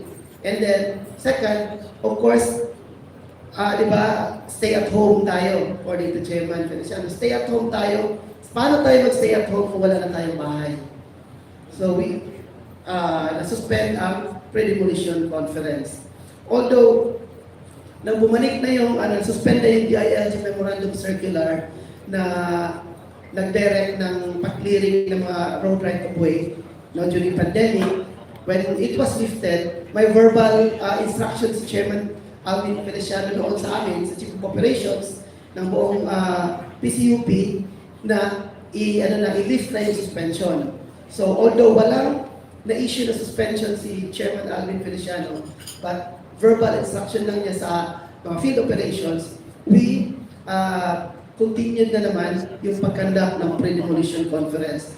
Although, pagdating sa central office, kasi under the guidelines, previous guidelines, all the issuance of certificates will be coming from the chairman. No? Ang groundworks sa ACs, then i-review ng Field Operations Division, and then we forward it to the legal office, and then to the chairman before ma-issue ang certificate. So it's so lengthy. No? Kaya during pandemic, umabot kami ng ang daming cases na pending, ang daming na-disappoint ng mga sheriff sa court, especially mga plaintiff, dahil na suspend yung pag-process ng kanilang pre-demolition conference. Now, dumating ang bagong administration with the leadership of our good chairman, LPG Jordan Jr. Siya ngayon ang nakasagupa ng sangatutak na pending pre-demolition cases. No? Kami nasa field operations, kami ang napafile na ng mga cases dahil matagal ang action. Now, when the new administration came, gusto i-address itong problem na to. So, Chairman issued the 2022 PDC Interim Guidelines. Ang interim guidelines po is to address yung mga nakabinbin, daming nakabinbin ng mga PDC cases, no, para ma-actionan siya kaagad. And these interim guidelines will be effective only until the new set of commissioners shall have reviewed kung ano yung dapat ayusin sa mga previous guidelines, and then makapag-issue na sila ng panibagong guidelines na mas simplified at mabilis ang pag-process. So, with the interim guidelines, ito po yung ngayon na process ng pre-demolition conference. No? PDC as the last series of safeguards in complying with the government's commitment under the Constitution, the International Covenant, and Urban Development and Housing Act on the right to adequate housing. As I said, ito po yung last na mechanism to protect the underprivileged and homeless in time na impending na talaga yung demolition nila. No? In exigency of service and for speedy disposition of PDC cases, USEC and PGR Jordan Jr. issued this interim guideline on September 7, 2022. The actual conduct of conference has not changed. Ganun pa rin yung process, but it adopted a semi-decentralized processing of documents. No? Binabalik na niya ngayon sa Field Operations Division ang pag-dispose ng PDC. Generally, in general, sa pag-conduct ng PDC at pag-issue ng notice to the PNP na tapos na ang PDC. So, for the requesting for PDC schedule, the sheriff or the local government or the plaintiff fills up a written request submitted to the area coordinator concerned kung saan i-implement yung demolition with the attached requirement. Ganun pa rin. Yung kung administrative ang demolition, no, extrajudicial or LG ang magpapademolish, of course, merong clearance from the local housing board at saka merong administrative order ng demolition. And then for the court order, of course, yung court writ of demolition or final judgment of the court. Second, the AC conducts validation in the area, usually together with the LGU, either the MSWDO or the Urban Poor Affairs Office, conduct socio-economic survey to determine whether the affected families are indigent or underprivileged or not. No? Kasi if not, under these interim guidelines, the Field Operations Division sa local level can now write an exemption letter of the case to the PNP. No? Ang Field Operations na ang mag-exempt ng case. Before, dadaan pa sa legal, dadaan pa sa Office of the Chairman before mag-issue ng certificate na exempt sa pre-demolition conference. Medyo matagal siya kahit ang i-demolish na property is vulcanizing shop, no? Or hindi dwelling, or ang i-demolish na property building ng malaking negosyante. Dadaan pa sa process. So now, with the new interim guidelines, sa Field Operations Division na lang, picture ng area coordinators, tsaka ma-verify na hindi siya covered, hindi underprivileged and homeless ang affected family, at saka hindi dwelling ang i-demolish. There is no need for pre-demolition conference. Local na siya. And then, actually, na-discuss ko na ito. Next slide. So, for cases not requiring PDC, no, yung exempted case, the termination of non-coverage shall be carried out by the FODs. For non-built structures, yung abandoned structures, yung vacant lots, kasi yung possession lang yung i-install. Photos, documents will suffice. No? Sheriffs are not supposed to request PDC on these cases. Pero minsan, ang PNP hindi nagbibigay ng police assistance kung walang go signal from the Presidential Commission for the Urban Poor. Naniniguro na rin ang mga police na ano muna kayo, pa-exempt muna kayo sa PCUP, bago kami So, kahit malalaki na yung building na i-demolish, minsan, napipilitan yung mga sheriff that they will go to PCUP and request for exemption. And then, for cases subject to pre-demolition conference, no? Yung mga affecting dwellings ng ating urban poor, tsaka cases affecting urban poor families. No? Cases involving not exceeding 20 families may be acted upon by the FODs through transmittal of PDC report and other relevant documents to the concerned proponent PNP. So pag 20 or less lang, sa local level na yung disposition ng case. No? Kami na, after we preside, we then notify the PNP na tapos na yung pre-demolition conference. Hindi na yung, at saka, certificate na ang PDC report na lang ang i-submit sa PNP. Meaning, hindi, in other words, hindi na yung certificate of available resettlement and allocation. Kasi, kung certificate of available resettlement and allocation, para in a way, meron ng interference ng judicial process. No? Kasi hindi na mai-implement ang court order demolition kung walang certificate na ma-issue ang PCUP o walang commitment ng certificate na ma-issue ang local government na may financial assistance or relocation and resettlement. So, this time, PDC report na. Ang PDC report will just state how many affected families, saan ang area, ano yung case na yun, na i-implement ang demolition, at saka whether or not, ano yung commitment ng LGU, spell out ang doon.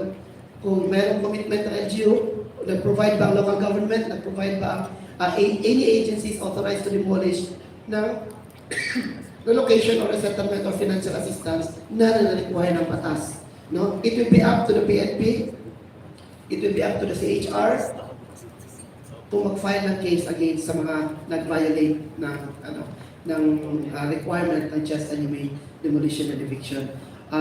PCUP will just put on record na hindi na comply ang batas. No? And then we provide a report to the Philippine National Police for them to evaluate and then decide whether or not to provide to approve the request for police assistance in the implementation of demolition and eviction. For cases involving more than 20, balik pa rin yung process na dadaan sa office of the chairman. No? So, ang report, instead ipapasa sa PNP, na tapos ng PDC, i-withhold muna ng Field Operations Division at ipinapasa muna kay chairman, especially yung maraming mga affected families, for the office of the chairman to evaluate and to give us instruction kung paano i-handle yung case. Ano pang pwedeng gawin. Kasi mahirap kung mag-implement tayo ng demolition affecting 300 families, no? Yung social unrest, yung violence, and then it will reflect na paano natin hinahandle yung ating mga affected families. Of course, ito, mga informal settlers, no? Pumayag na makatira doon sa area na walang security of tenure, nasa danger zone. No, kasi mahirap nga. And then, i-demolish na sila, marami, medyo magulo talaga yan. Kaya, the chairman wants to retain his authority to review before the final issuance of notice to the PNP that the pre-demolition conference has been conducted or already terminated. So, under the interim guidelines, a 45-day period within which the local government unit and the concerned government agencies shall perform their responsibilities under Section 28 of RA 7279 shall be observed in the processing of PDCs. Under Section 28, I think second to the last paragraph of Section 28 of RA 7279 provides that in court-ordered demolition, it is the local government unit in coordination with the NHA and other government agencies to arrange for the relocation of the affected families. Yung mga qualified na, not all naman, yung mga qualified families na i-arrange ang kanilang relocation whether permanent or temporary within 45 days. No? After the lapse of 45 days, the court order shall be implemented. No? So whether meron ng local government or not, after the lapse of 45 days, the court order can now be implemented.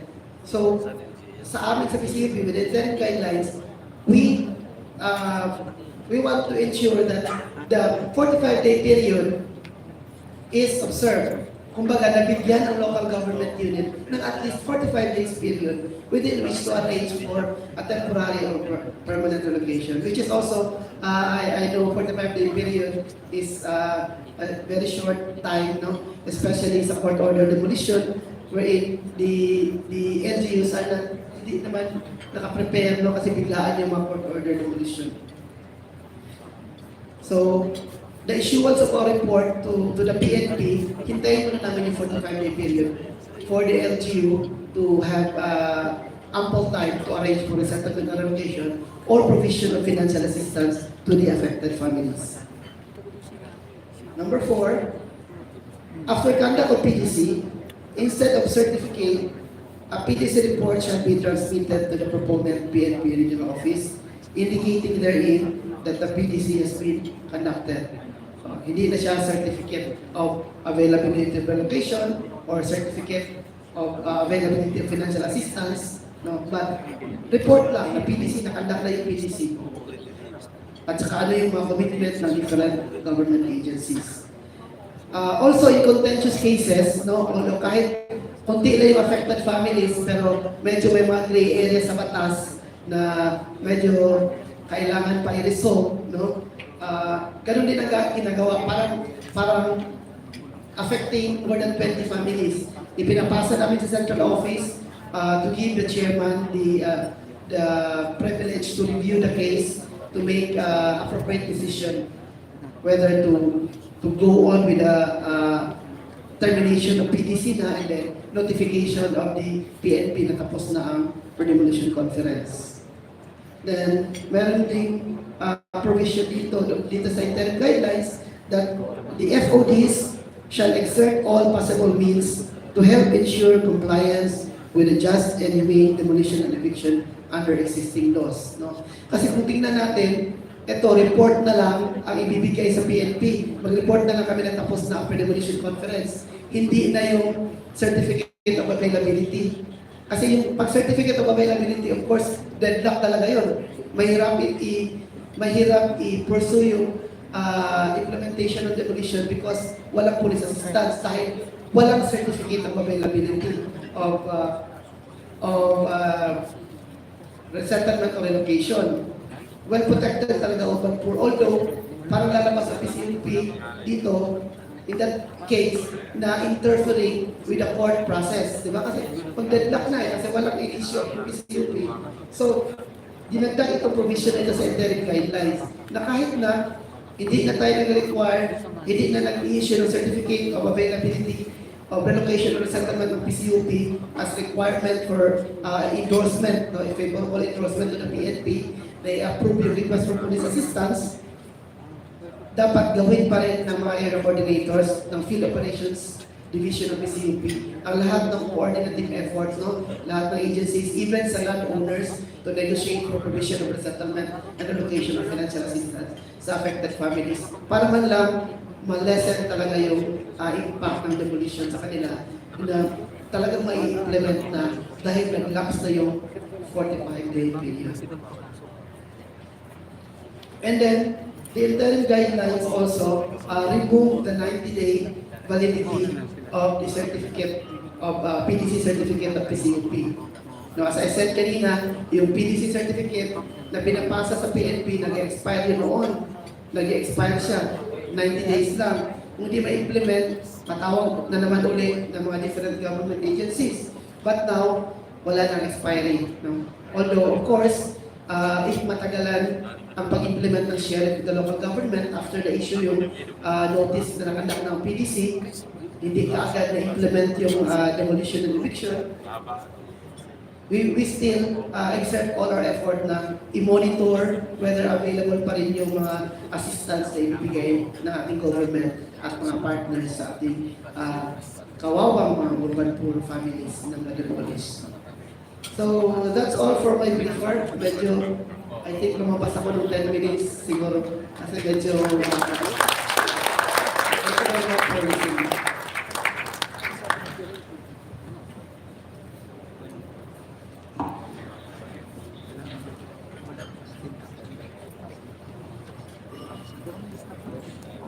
Thank you very much, Attorney Ferdinand C. Iman. Okay lang po na napahaba dahil hindi basta-basta ang ating gawain sa pre-demolition conference. Sa haba po na ito ay napondo at ngayon ay sinasalon ng ating chairperson, Yusek Elpidio Jordan Jr. So, nais po muna natin bago po tayo dumako sa ating ikalawang nakalagay po doon sa ating programa, no? Yung presentation ng Urban for Solidarity Week. Just allow me po to recognize muna yung presence ng ating mayor and their representative po, Mayor Glenda Villa Hermosa of Montreal, Masbate. She's here po together with, nariyan po ba ma'am? Yes. Welcome ma'am. With our Vice Mayor Jerome Durano. Sir. And of course, thank you po. Maraming salamat po sa inyong pagdalo sa ating partnership event na ito. Nais po natin banggitin din dahil pinag-usapan na rin lamang po, Chair and everyone, yung mga lawyers natin na tutulong bilang ating mga partners. Narito rin po si Attorney Christian Jeff C. Episcope. I hope pronounce ko well. Si Attorney.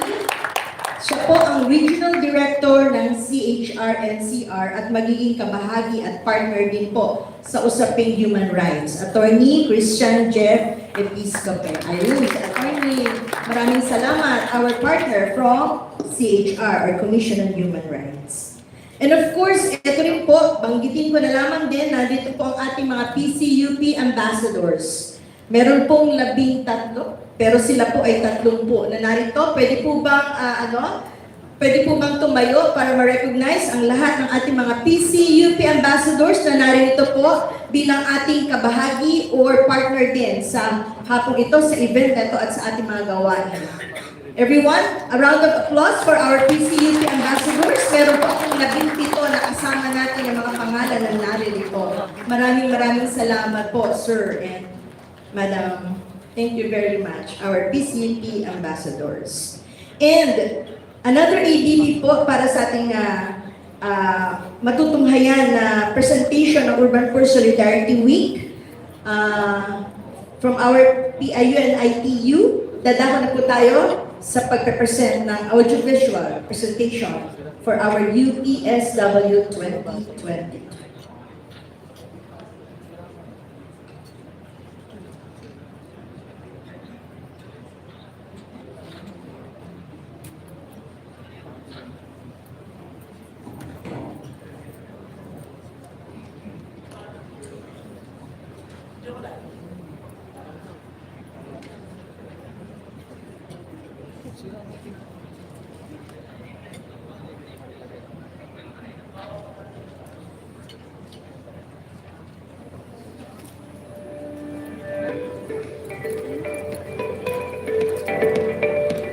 Ito ang Presidential Commission for the Urban Poor, lingkod ng Maralitang Tagalunsod. The PCUP, the Presidential Commission for the Urban Poor, is a national government agency under the supervision of the Department of Social Welfare and Development. The Urban Poor Solidarity Week is being celebrated on December 2 to 8 of each year by virtue of Presidential Proclamation number 367. It directed the Presidential Commission for the Urban Poor to initiate its celebration and also directed all government departments, agencies, offices, and non-government organizations to extend their necessary support and cooperation for this undertaking. The UPSW celebration aims to promote greater understanding of the issues and problems of urbanization, urban poverty and squatting, and other related concerns. It is to foster unity, dialogue, and cooperation among government agencies, non-government agencies, and the urban poor communities in specific programs and projects for the alleviation of urban poverty.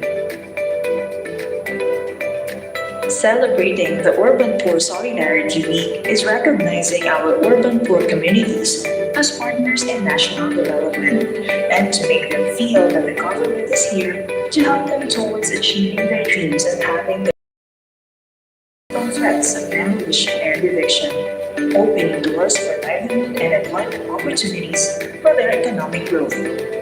Local government units in support of the PCUP advocacy of the UPSW celebration hold their own celebrations in Luzon, Visayas, and Mindanao.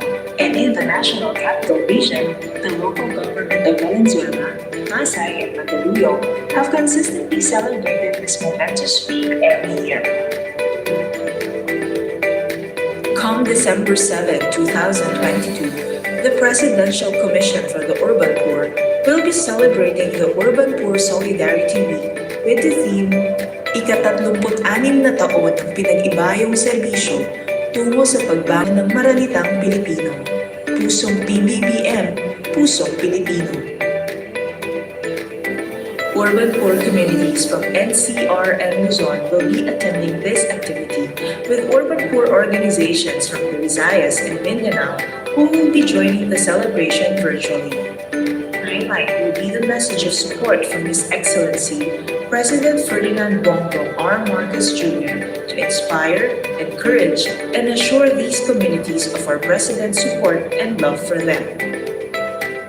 Further, the UPSW celebration will pave the way for the launching of the 4 banner programs of the PCUP under the Marcos administration. Represented by select leaders from each region will give their message of appreciation to the President. For this year's UPSW celebration, selected urban poor organizations or UPOs that have been accredited by the PCUP will attend this momentous event. More or less 1,000 UPOs from different areas in the NCR and Luzon will gather for this activity with the help of the LGUs and other government agencies and non-government organizations. From the National Capital Region, 285 delegates from Quezon City, 50 delegates from Manila, 70 delegates from Caloocan, 40 delegates from Makati, 340 delegates from Mandaluyong, 75 delegates from Parañaque, 25 delegates from Las Piñas, 40 delegates from Muntinlupa, 50 delegates from Taguig, 50 delegates from Pateros, 30 delegates from Pasig, 60 delegates from Pasay, 40 delegates from Valenzuela, 20 delegates from Marikina, 50 delegates from Malabon, 20 delegates from Navotas, and 40 delegates from San Juan, from Luzon, 200 delegates from Laguna consisting of San Pedro, Cabuyao, and Santa Rosa, 185 delegates from Cavite, consisting of Tanza, General Mariano Alcoor, 13 Martires, Kawit, and Dasmariñas. 80 delegates from Rizal, consisting of Taytay, Rodriguez, and Antipolo. 200 delegates from San Jose del Monte, Bulacan. And 105 delegates from San Fernando and Mabalacat, Pampanga. Part of the highlights will be the awarding of the Maralitang Lingkod Award, which recognizes the stakeholders' significant contribution towards the successful implementation of government programs for the poor, serve as an inspiration for other stakeholders to adopt the awardees' best practices in urban development and strengthen partnership and linkages with people's organizations, national government agencies, non-government organizations, and civil society groups. Your presence to the celebration will be very meaningful as our urban poor communities have high hopes for a better future, a legacy that they can be proud of up to their next generation.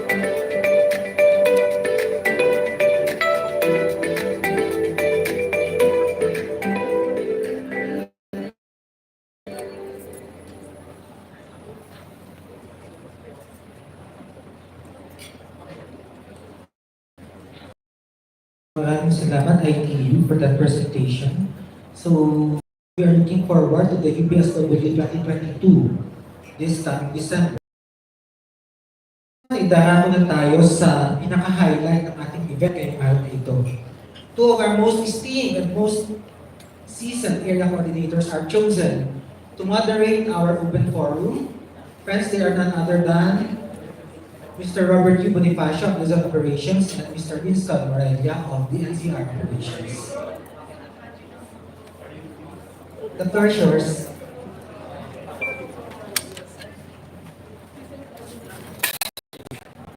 Of Luzon, Director of Strategic Operations of NCR, Dr. Olympia Micor, and Juset Jojo R. Jordan Jr.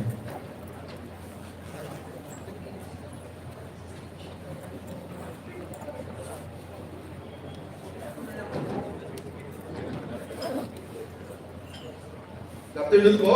Magandang hapon po sa inyong lahat. So siyempre, ang kasamahan ko po sa ating pong open forum ngayong hapon ay ang aking kaibigan at kasama ko sa PCUP, si Mr. Winston Morelia.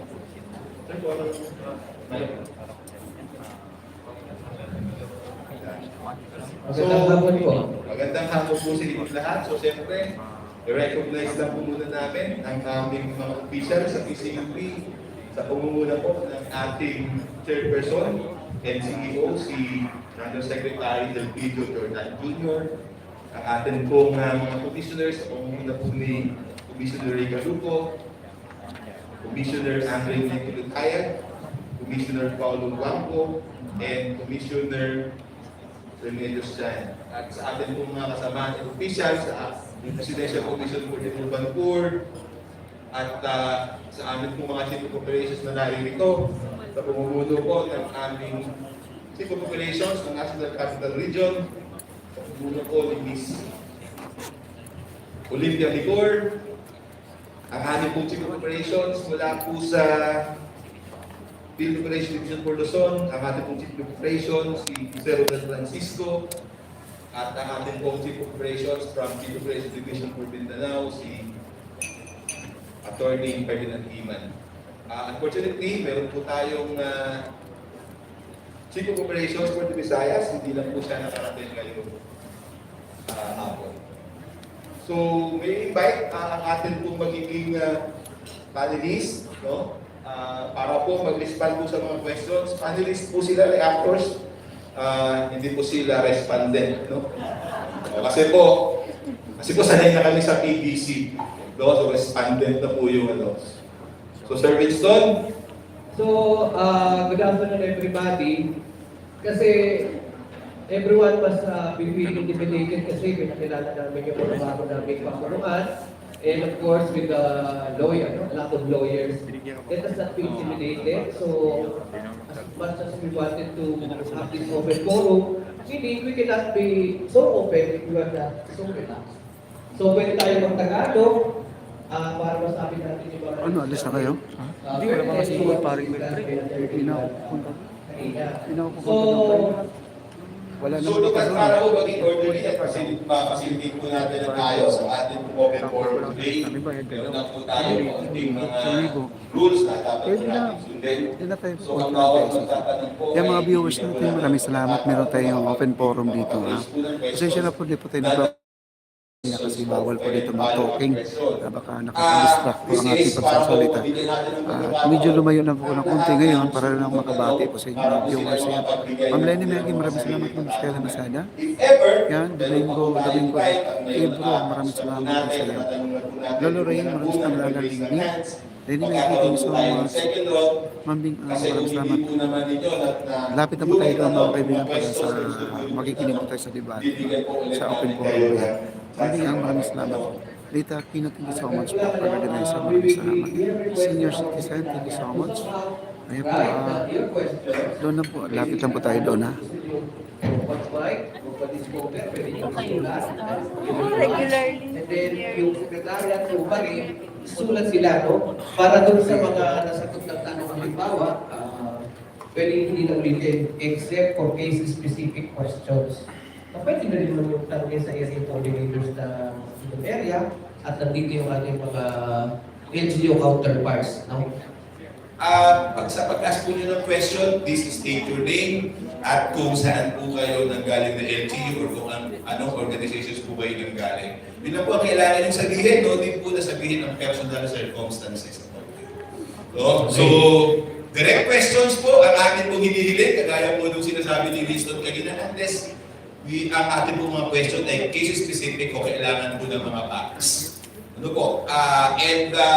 Doon naman po sa medyo nahihiya po question. So meron po tayo mga secretariat na magdi-distribute po ng papel na to, para maisulat po ninyo yung inyong mga questions at kung may mga sapat pa po tayong time, from time to time, sisingin po natin yung inyong mga questions para kami na po magparating doon sa ating mga panel of reactors. Okay po ba? Sige po. So to start, siguro po ang gagawin na lang is to raise your hands, no? Itaas nyo na lang po yung mga kamay. At may mga mag-a-assist po sa atin, si Rodel and We have the first upaw head, no? Na magtatanong si Mamalita from Muntinlupa. Kilala. Ma'am. Sige ma'am. Sa pagkakapit na lang si ma'am ng paabutan na lang si ma'am ng microphone, please. Actually po, hindi tanong. Kasi very, may active kami at may good working relationship kami with PCUP. Yung presentation lang po, yung gumawa ng ABP, no? Ba't hindi kami nakalagay doon? Meron na kami coordinates para dyan sa PCUP. Every first Thursday of December. Every December 1, meron kami UTSD. That's our celebration. Palapakan natin. Pagpapulanin ang Muntinlupa. Pagpapaumanin po ninyo, sa pagkakalam po ninyo, yung aming preparation for this activity, medyo na mabilisan din lang po kasi sa totoo lang, ang kagustuhan po ng ating chairperson ay makaharap po kayo lahat agad. At nang sa ganoon ay kung ano man po ang mga dapat natin pag-partner ay mapag-aayos po natin ngayon. No? So, and then doon sa mga mag-a-ask ng question, please pakisabi po ninyo kung sino po yung gusto nyo mag-respond doon sa inyong question. Ano po? Sige po, meron po ba? Pakitaas po ang inyong kamay. Lapit po dito sa harap. Doon sa mga kasamahan natin sa secretariat, si Rodel at si Clark, so please, lapitan nyo lang po yung magtatanong. So, para ho malapitan po kayo, hindi na kayo lalayo din sa inyong mga pwesto. So, meron po ba? Yung first question ko. Miss Ninya ng Pateros, upawhead ng Pateros. Okay, Miss Ninya, please. Miss Ninya, na lang po yung microphone. Sila. Good afternoon. Miss Ninya Francisco from Upo Pateros. Sir, regarding implementation conference. Actually, we have 3 families that have court order. Itong 3 pamilyan to belong to Community Mortgage Program. They are calcitrant. Lumaban sila sa association, hindi sila naniniwala, and then may court order na sila. The order was released prior to pandemic. But until now, hindi pa sila na-evade. We have a letter coming from PCUP. They i-assess itong mga calcitrant na to if they belong to underprivileged. Ang sabi niyo a while ago, ang underprivileged will be assessed by the DSWD. And this calcitrant belong to underprivileged. Pateros is the only municipality in NCR. We are incapacitated para dun sa financial assistance. At the same time, ang relocation site namin is for ISFs that were relocated because they're living in riverways. If Pateros is incapacitated to give financial assistance and to give relocation site, will it not be impossible na i-evade itong mga calcitrant na ito? Kasi wala kaming incapacitate kami para dun sa relocation site. At the same time, wala kaming may bibigay na financial assistance na ganoong kalaki. 3,000 lang may bibigay namin dun sa mga informal center na nire-relocate namin sa baras.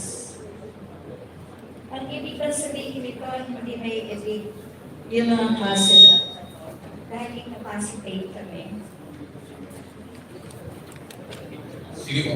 I think the case ay sa NCR, so bigyan mo natin ng pagkakataon. Sige, si Chair, gusto ko sabihin ni Chair or direkta si Chief of Operations po si Ms. Pia yung sasagot po tungkol sa inyong katanungan. Ms. Pia, please. Okay, magandang hapon po sa lahat. So maraming salamat Ma'am Nina for raising that question. Una po sa lahat, pag sinabi po natin Community Mortgage Program, isa na po ito sa programa ng pamahalaan patungkol sa socialized housing. Ibig sabihin po, ang mga benepisyaryo ng ating CNP ay nagmula na po talaga sa mga mahihirap na pamilya. So properly accorded na po sila ng benepisyo nila according po sa Section 28 ng ating Ludha. So happen lang po na tinatawag po natin sila ng mga recalcitrant. So magkaroon tayo ng pre-demolition conference at sila po ay mapabilang kasi sinasabi natin talagang mahirap na accorded naman po talaga sa kanila yung benepisyo ng socialized housing through CNP. Ang tanong niyo po ay kung hindi po matidemolish po ba sila o may evict. So sa proseso po natin na pinagdaanan, pag tinignan po natin sa batas, ang pag-avail po natin ng panlipo ng pabahay ng pamahalaan ay minsan lang po. At ito po ay nangyari na sa pamagitan po ng kanilang pagiging benepisyaryo ng CNP o Community Mortgage Program. So nasa pamilya na pong apektado ang naging dahilan kung bakit po sila hindi makakatanggap ng benepisyo sa pamahalaan. So ang sagot ko po doon ay maaari po silang evict sa kanilang pong proyekto ng CNP at nasa lokal na pamahalaan na lang po ng pateros ang kanilang masasandalan na mabigyan po sila ng ibang benepisyo aside po doon sa nasasaad sa Urban Development and Housing Act 1992. Salamat po. Okay, thank you po. Nasagot po ba yung inyong katanungan? So, ibig sabihin nun ni Ma'am Pia, sa kanya po pagtugon is that tapos na po yung proseso ng socialized housing pagdating po sa kanya. Bahagi po siguro ng PCUP, ang documentary requirements na hihigit is certification from you na sila po ay recalcitrant po sa proyekto ng CNP. That's why they are already disqualified to avail of the avail noong Section 28, dun po mandatory relocation. Okay po? So yun na lang po siguro yung kakailanganin ni Ma'am Pia to support that. Hindi naman po, wala naman kami dokumento doon na sila yung beneficiary. So kailangan lang po namin yung support po yung certification. Yun lang po. Sige po. So pwede po, basta maibigay lang po, papasok po siya sa flood coverage. Papasok na po siya sa flood coverage po ng mandatory conduct of beneficiary. Okay, Ma'am Nina? Okay na po? Sige po. Thank you. Meron po kayong follow-up question? Wala na po. Sige po. Sir Winston. Baka may tanong pa po yung mga taga-Luzon kasi dalawa na yung nagtanong sa NCR.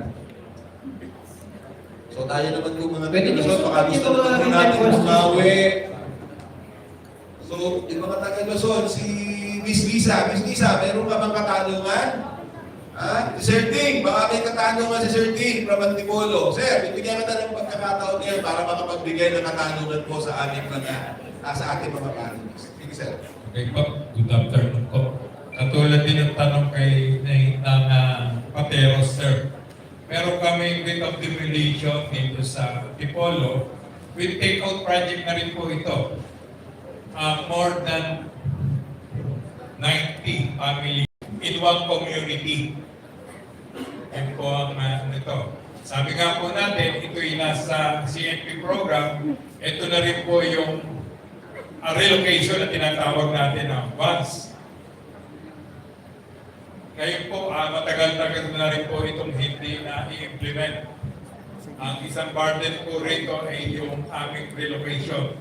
Wala po kami maibigay na relocation. And then, financial assistance.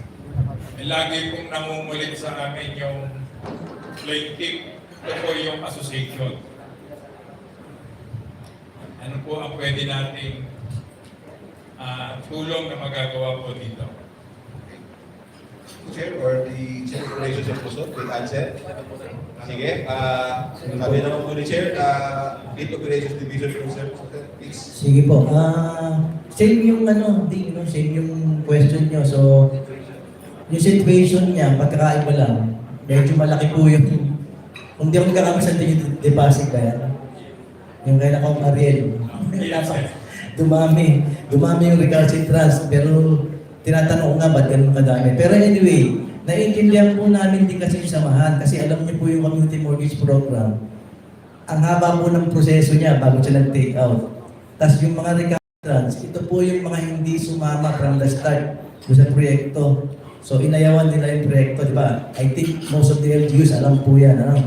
So, ang hindi maganda sa kanya, kasi may guidelines po dapat ng CNP na meron siyang special court na mag-handle dyan. Pero ang nangyari, sa regular court din siya. So yung injectment niya, ang tagal, yung proseso niya. I think yung sa yung deposit na binabanggit ni kasamang din, ilang years na po yan, bago nagkaroon ng decision. So tinawagan na rin po ako ni former Congressman Ariel Santiga regarding that, kasi ano po daw yung magagawa. So sa PDC kasi siya, i-discuss. So ang sabi ko, initially mag-coordinate po sa LGU para po sa assistance. But ang problema, sabi nga natin, pag legal kasi, medyo gray area siya. Pero sa atin kasi, sinabi na ni Miss Pia kanina, disqualified na siya kasi parang winate po niya yung yung kanyang right na magkaroon ng lupa. Tapos I remember kasamang din, meron tayong na PDC na ganyan din, na inililipat natin sa isang CMP project din, Recall. Pero ang problema, wala pong tumanggap na samahan. Kasi nga, alam na Recall so baka magulo yung samahan po nila. May history. So yun po yung problema sa kanya. So I think, sa PDC naman kasi, let's go back to sa objective ng PDC. Ang objective po niya is to ensure lang na yung implementation ng rate of demolition is peaceful and orderly. So as much as possible, voluntary. Tingin ko kailangan kung dumaan siya sa conference, ipaliwanag lang kung bakit sila ay hindi entitled. Tapos, siguro it would help kung para ma-encourage yung voluntary, magbigay kahit pa paano. In consideration lang na madi-displace kasi. So, sinuggest ko sa plaintiff, I think i-reconsider po nila. Pero yung ibibigay man na assistance, hindi po siya as mandated by the law. So, for consideration lang, for humanitarian consideration lang po siya. Siguro kailangan may paliwanag lang within the PDC na hindi sila entitled po at bakit. So, yun lang po yung kailangan malinaw na may paliwanag. Saka, tuwan, what we're talking here is not all in accordance with the law. So, but because we are Filipinos, and PBB is a true Filipino, that's why PCUP now is asking the help of PCUP ambassadors to help Filipinos o maralitang taga-Luzon, because what we're talking now is the gray areas of the law. Wala pa po yan. Pero meron po tayong puso na yung i-evict ng mga o demolish ng mga tao, mamamayang Pilipino, ililipat o walang malilipatan. So here comes now the ambassadors, PCUP ambassadors to help them. Ito po yung, kaya po nandito sila ngayon sa atin. Ito po yung katuwang natin na hindi taga-gobyerno, pero mayroong malalaking puso para sa masang Pilipino. Okay, thank you po, sir. Thank you, Chair. We had our first handed question, but looks pareho lang din ng essential ng two first questions. No? Pero let me read.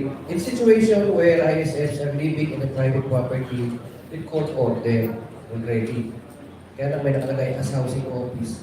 As housing office, ano po ang stand niya? Hindi po kami housing office. Although PCUB have really shelter-related activities. One is to evaluate post and ongoing shelter-related projects of the country and review policies of government pertinent to urban poor. Pero somehow nasagot na rin with the two questions. This time we will give the opportunity for the fourth question. Ma'am. Thank you. Po, please. Ayun po yung mic sa And then I think, pero nung kaliwa. susunod, si ma'am, nag-release po siya ng ano. Okay. Identify na si ma'am. O sige, ma'am, 1.5 daw po kayo. Pwede na po kayo mag-raise ng question. Good afternoon po. I'm Attorney Olivia Calupitan, Ambassador po. But at the same time, I'm also a trial lawyer, and I have encountered many cases regarding checknet, demolition, and things like that. I'm also a consecrated lay missionaries of charity. And one of our vows is to help the poorest among the poor. That is why I am here, and I would like to ask this question. This is actually a real case. Meron po kasi akong hinahawakan ng kaso na comprises of vast of land, around 100 plus hectares, na pinasok ng mga, some of them are supposedly beneficiaries of the CLOAS, yung Certificate of Land Ownership o sa DAR, no, we're familiar with that. And subsequently, it turned out that the property was exempted, so the clause eventually cancelled. But there was a decision from the DAR secretary that they must be provided a compensation, disturbance compensation, which is actually not within the jurisdiction of DAR. So we elevated it to the office of the president. But in the meantime, my partners filed a action with Luciana to recover the property of my clients. I suggested that instead of pursuing the case thoroughly, it has been going on for so many years. So I said, why don't we make use of the alternative dispute resolution? So right now, dinala namin siya sa DARAP for the legal office of DARAP for alternative dispute resolution. And I found out that most of the settlers there, no, hindi naman pala sila yung ayaw umalis. But there are groups, no? I would say an organized syndicated group na nagsasamantala sa mga mahihirap, no? At sila yung nag-instigate, nagsusulso na huwag kayo umalis dyan. Bibigyan namin kayo ng lupa, bibigyan namin kayo ng ano. At actually, this group claims that they own most of the properties in the Philippines. Ano po? And I'm sure marami po na-encounter na ganito. So, ang nangyayari po dito, sino ang kawawa? Hindi ka ba yung mga mahihirang nalihito mo na pwede natin sana matulungan, pwede natin sana matulungan. Yung local government has expressed their cooperation to provide housing and livelihood. At the same time, our clients have manifested their desire to give lands, homes, and money. Ano po? Medyo maganda po talaga yung ano. Pero ano nangyayari? Fail. Or actually sa ngayon pa lang, nakikita na namin na nagkakaroon ng parang pag-aaway sa grupo. Bakit? Yung totoong lehitimo na sana pwede natin maabot at matulungan ay nagkakaroon ng parang intimidation. Yung mga grupo po na mga syndicated group na nagpinitiba sa mga ganitong tao. Ngayon, ito po ang tanong ko. Kanina po kasi ang nabanggit puro for demolition na for demolition. Meron po ba tayong programa or ano po ang ating mga pwedeng gawin sa PCUP? Or pwede ba tayo mag-intervene during the time na meron na nasa stage pa lang ng mediation or conciliation? Pwede ba tayong pumasok doon? Wala pa doon yung a stage ng demolition. And I do not want to insist on that because it is as if we are preconditioning the minds of the poor na i-demolish kayo. I-demolish kayo. So, ang ano po is, paano po makakapasok ang PCUP dun sa stage na during alternative dispute resolution, yung sa mechanism of, this is a mechanism for mediation and conciliation. And paano po makakapasok ang PCUP kung may partial cooperation, no? Yung mga tenants mismo, yung mga settlers mismo. So meron din partial na against. Yun po yung gray area na hindi ko malaman. Saan kaya papasok ang PCUP dito? At saka, ano po ang gagawin natin? O gagawin po ba tayo tungkol po doon sa mga nananamantala sa mga mahihirap din mismo? Ito po mga syndicated, I do not want to call them squatters, pero parang ganun po, yung professional syndicated squatters. Yan po.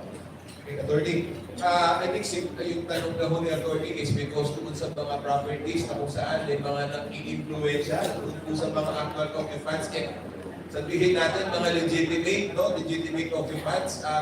Ang tanong po ni Attorney ay kung ano ang pwedeng gawin ng PCUP para mag-intervene, para po mapasilitate sana at ibigay yung kung sakaling may ino-over po yung property owner o possible compromise. At yung second question, ano ang pwedeng gawin doon naman sa mga taong nagsasamantala doon po sa mga nabibiktima po nila. Tama po ba? Doon po sa unang tanong, yung partial implementation. So, anything ba? Next one. Sige po. Ma'am, thank you po sa tanong. Una po yung sa mga willing naman po. Kami naman po sa PCUP, as long as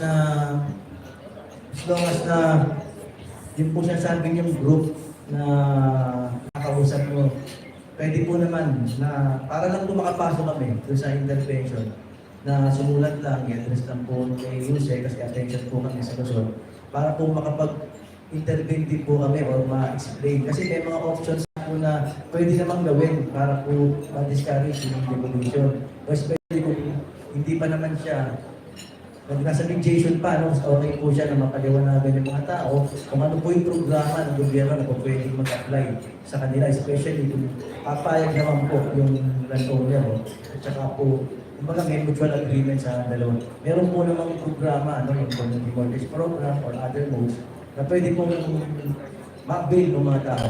Kasi doon naman po sa mga nananamantala, I think kung sinabi yung pag-aano na yung voter event, I think alam ko na eh, no? So, meron po ngayon tayo yung pong LDAPs, no, sa ECO 153.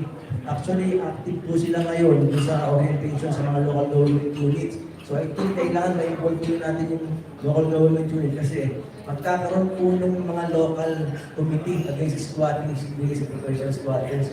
Yan po ay pangungunahan pong ating LDAPs committee, kasama po kami doon sa committee. So, may mga schedule po sila na sa mga city na, no? I think sa Batangas may naka-schedule. Pero kung meron pong consent dyan, sa Mindoro po ba yun? Kung sa Mindoro po, I think baka erase lang po sa atin para madala po sa LDAPs, para po magkaroon ng orientation sa inyo. Para sa creation po mismo ng local committee, ay sila po yung nag-identify ng mga squatting syndicates and professional squatters. And yung mga existing squatting syndicates, meron na po sila na-identify. No? So, meron na. So kung ma-relate po siya yan, mas madali po yung identification. At para po matulungan yung awareness ng mga tao na huwag po nang tuligin po yung mga ganong pasado. Thank you. Meron po ulit sa Attorney Iman.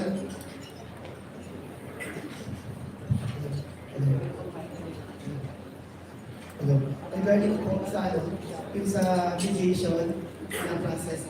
Actually, ang mga coordinators po namin attorney are siguro yung mga bago hindi pa, pero yung mga medyo na sa PCUP. Trained na rin po kami sa mediation. Ano lang din is, ang mediation kasi is voluntary. So what we usually do, may may nag-request for assistance sa amin na madi-demolish sila. So, inano namin yung landowner, pwede namin i-invite kung baka pwedeng possible arrangement kung anong pwedeng ibigay sa mga tao para peacefully pag-alis nila. Pero yun nga lang, it's voluntary siya. Kaya pag hindi papayag talaga yung landowner, nagko-coordinate na naman kami sa mga agencies ng government like Community Mortgage Program, ng SHFC, na baka yun i-avail ng mga tao. Okay. So, okay po ba, attorney? Nasagot po ba ang inyong tanong? Meron po kayong clarificatory question or may follow-up question? Follow-up. Sige, ma'am. Kasi po yung sa case po namin, yung remediation which is actually voluntary, pero it is with a court order that we should undergo an alternative dispute resolution mechanism. So, nagkaroon kami ng forum para talagang magkausap-usap, and they are required. Kaya nga sabi ko, magandang pagkakataon na doon mapasok din ang urban tour. Makapasok po sila, kaya para kasama na rin po sa pagpapaliwanag sa populasyon.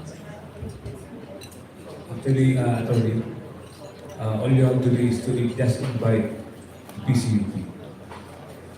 Because ito po yung sa part niyo po, CFO ni Rodel yung katalagan din. So, kailangan lang po ng short, siguro letter of communications para makapasok ka ng PCUP. Maraming salamat. Inform lang po kami, attorney, ibigay lang po yung details. Siguro, a letter lang po siguro, ma-i-assess na naman po yung aming chief of operations in coordination with our chairperson. So, Sir Winston, bago lang po tayo magsumunod sa mag-ask ng question, meron lang po reaction or meron po gusto i-point out si Commissioner Galupo dito po sa na-raise ni attorney tungkol po dun sa mga mukhang nagsasamantala po sa mga urban po. Attorney, good afternoon. Good afternoon. I would just like to raise this problem thoroughly, no, para makita niyo the problem with professional squatters ay hindi lamang po sa level natin at hindi lamang sa panahon natin. Kung alam niyo po yung bagong baryo sa Caloocan City, kung alam niyo po yung magulong area sa dagat-dagat sa Tondo yung Baseco, yan po ay nabuo dahil doon sa mga illegal settlers na pinamunuan ng mga professional squatters. Now, where am I leading to? Sa aking pong area, sa NCR, yan po isa sa pinakamabigat na problema ang hinaharap ko bilang commissioner. Recently, pinayagan ako ng aking chairman na tumawid sa Cebu para lang makita ang tunay na kalagayan at sitwasyon ng mga professional squatters. Okay, bakit ko binabanggit ito? Kasi ang batas po natin, ang aming mandato, ay pangalagaan ng kapakanan ng mga urban poor at saka yung mga ISF. Okay? Yung informal settler family. However, ang mandato na ito ay hindi maaari na isulong namin kung maaabakan naman ang karapatan ng mga tunay na may-ari ng lupa. The law, pareho lang yan. Yung karapatan ng may-ari ng lupa ay siya rin karapatan ng mga illegal settlers. So to make the long story short, I went to Cebu. Meron isang pinag-aawayan itong malaking lupa. Privately owned yun, so private property. At tama yung ikinukomplain nila sa amin sa central office na pinarating sa aking chairman, na yung mga professional squad na yung mga naka-squad, yung ISF na pumipigil doon sa PDC, ay siya pang nangunguna, no? Na kumikita doon sa area. Meron pong recorded video niyan, kinuha ng chief of staff ko. Ang tataas ng bahay.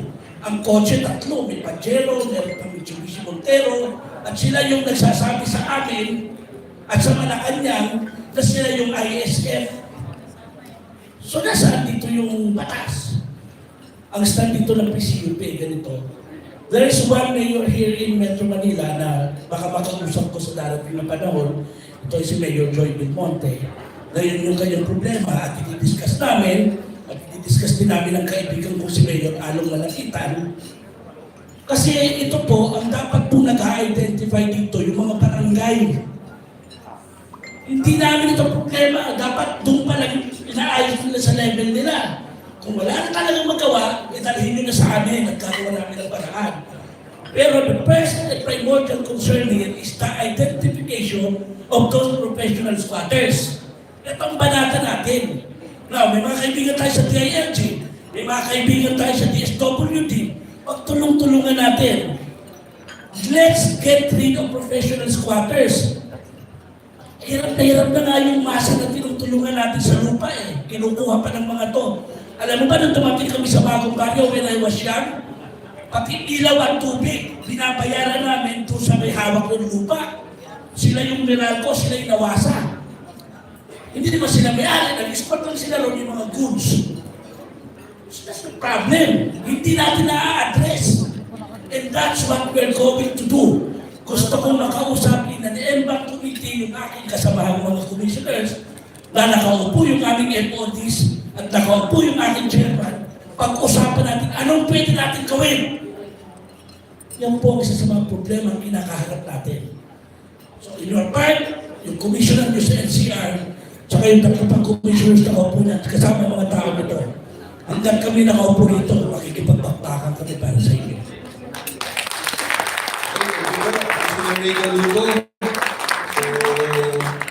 Naasahan po natin yung siyempre yung patuloy na pagsuporta at pagproteksyon dito sa ating mga malalim na puso para hindi po abusuhin ng mga professional squatter and squatting syndicate. May gusto po kinagdag si Chair. To answer on that problem,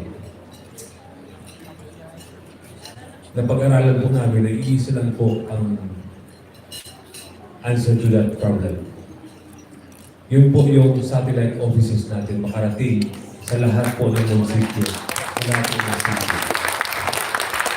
There will be no more professional squatters if all the data nandun po lahat. Thank you. Okay, thank you, Chair. Gusto po na ating chairperson na na-centralize. Magkaroon po ng presensya ang PCUP sa mga localities so that na-monitor po natin ang operations ng mga professional squatters in this squatting syndicate.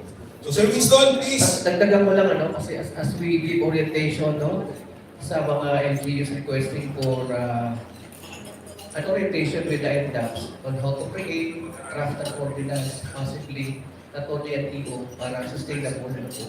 Whoever becomes mayor, tuloy-tuloy yung gawain o sa squatting syndicates. Tama po yung tinura ni Commissioner Galupo. Kasi sa local government code na inapasa noong 1991, malinaw ho ang papel ng sangguniang barangay to prevent and control the proliferation of squatters and mendicants in the barangay. Kaya lang, hindi kasi ganun kasimple. At wala sa kanila ang police to ever enforce kung may plano lang sila. So, balik na naman kay Mayor. Kasi sa Section 27, as a would per se, ang implemento ng LGU. Although hindi naman ibig sabihin ng LGU, city lang. Because it pertains to the barangay, probinsya, munisipyo, and the city. Next question po. Sige po, yung mga kaibigan natin, para galing po sa Muntinlupa, ma'am. Ito na po yung pagkakataon po niyo makapag-bring ng question. Hi po, good afternoon, Sharon Hernandez from Muntinlupa. Sir, the question is regarding your new program, the Piso Bahay Mo. The question is, paano po ito makakatulong ang programa nyo sa mga local government units sa implementasyon ng programa mo? Okay, siguro si Chairman yung appropriate na niya. Siya po yung talagang nag-conceptualize at nag-iisip po ng programa na yan. So, give natin po ng si Chair para talagang na-explica kung ano po yung piso para sa pambahay. Piso po bahay mo. It's very simple. Parang slogan lang, pero nung dumating po kami sa PCUP, depleted na po yung pondo. Nung dumating kami sa PCUP, marami po nagtitext sa amin, tumatawag, please help us. But all we can do is to help them with our own salaries. So ito po ngayon, nararamdaman namin kung anong problema po ng bawat isang Pilipino. At yung gray areas po, madami po doon. Yung mga area coordinators po ng PCUP ay mga kasama po ng mga maralitang tagalungsod. At Yung mga area coordinators po namin, hindi po makapag-promise sa mga kasama niyang mga maralit at taga-lungsod because we don't have the funds. So ito pong piso ko bahay mo, gagawin namin po lahat para po sa mamamayang Pilipino na magkaroon tayo ng bahay at tutulungan tayo with the presence of the ambassadors, PCUP ambassadors. Kasi ito lang po yung paraan natin para yung mga pabahay natin ay mapunduhan po. Because we are just an agent, sabihin natin, lahat po ng pabahay ng gobyerno ay dadaan po sa Missoul at sa NSA. Sila po talaga ang binigyan ng programang pabahay. Pero ito pong sa PCUP, ito'y tulong po lang namin para sa mga mamayang Pilipino kasi doon po nakatira din yung mga area coordinators namin. Thank you po. Okay, so maliwanag po yun, no? In short, makakatulong din po yan sa ating mga local government units kasi sa pamamagitan po ng aming mga ambassadors, yung mga minamahal po namin mga ambassadors dito, sila po yung tutulong para po matulungan natin yung mga walang o kinukulang sa pabahay ng mga marami. So, yung po mga hindi sila masyadong napapansin, tutulungan po sila sa pamamagitan po ng programang kinonsentralize po ng Presidential Commission. So, meron pa po ba tayong next question, Sir Winston? Sir, pwedeng follow-up? Sige po, follow up. Sorry. Sige po, ma'am, please. Opo. Kasi sir, ang motibo ko, meron na po kami savings mobilization program. So kung nabanggit po ninyo kanina na parang yung piso ko bahay mo sa fundraising to help the underprivileged na talagang walang kakayahan para mag-raise for a housing project, paano po ito malilink sa programa namin ng savings mobilization program? Kung ang isang membro po ba ng isang samahan na hindi talaga niya kayang mag-raise ng certain amount for the housing project, makakatulong po ba si PCUP by asking for assistance? Ganun po ba yung programa yan, sir? Pasensya na po, pero hindi po yung gano'n. Ito po yung mangyayari po.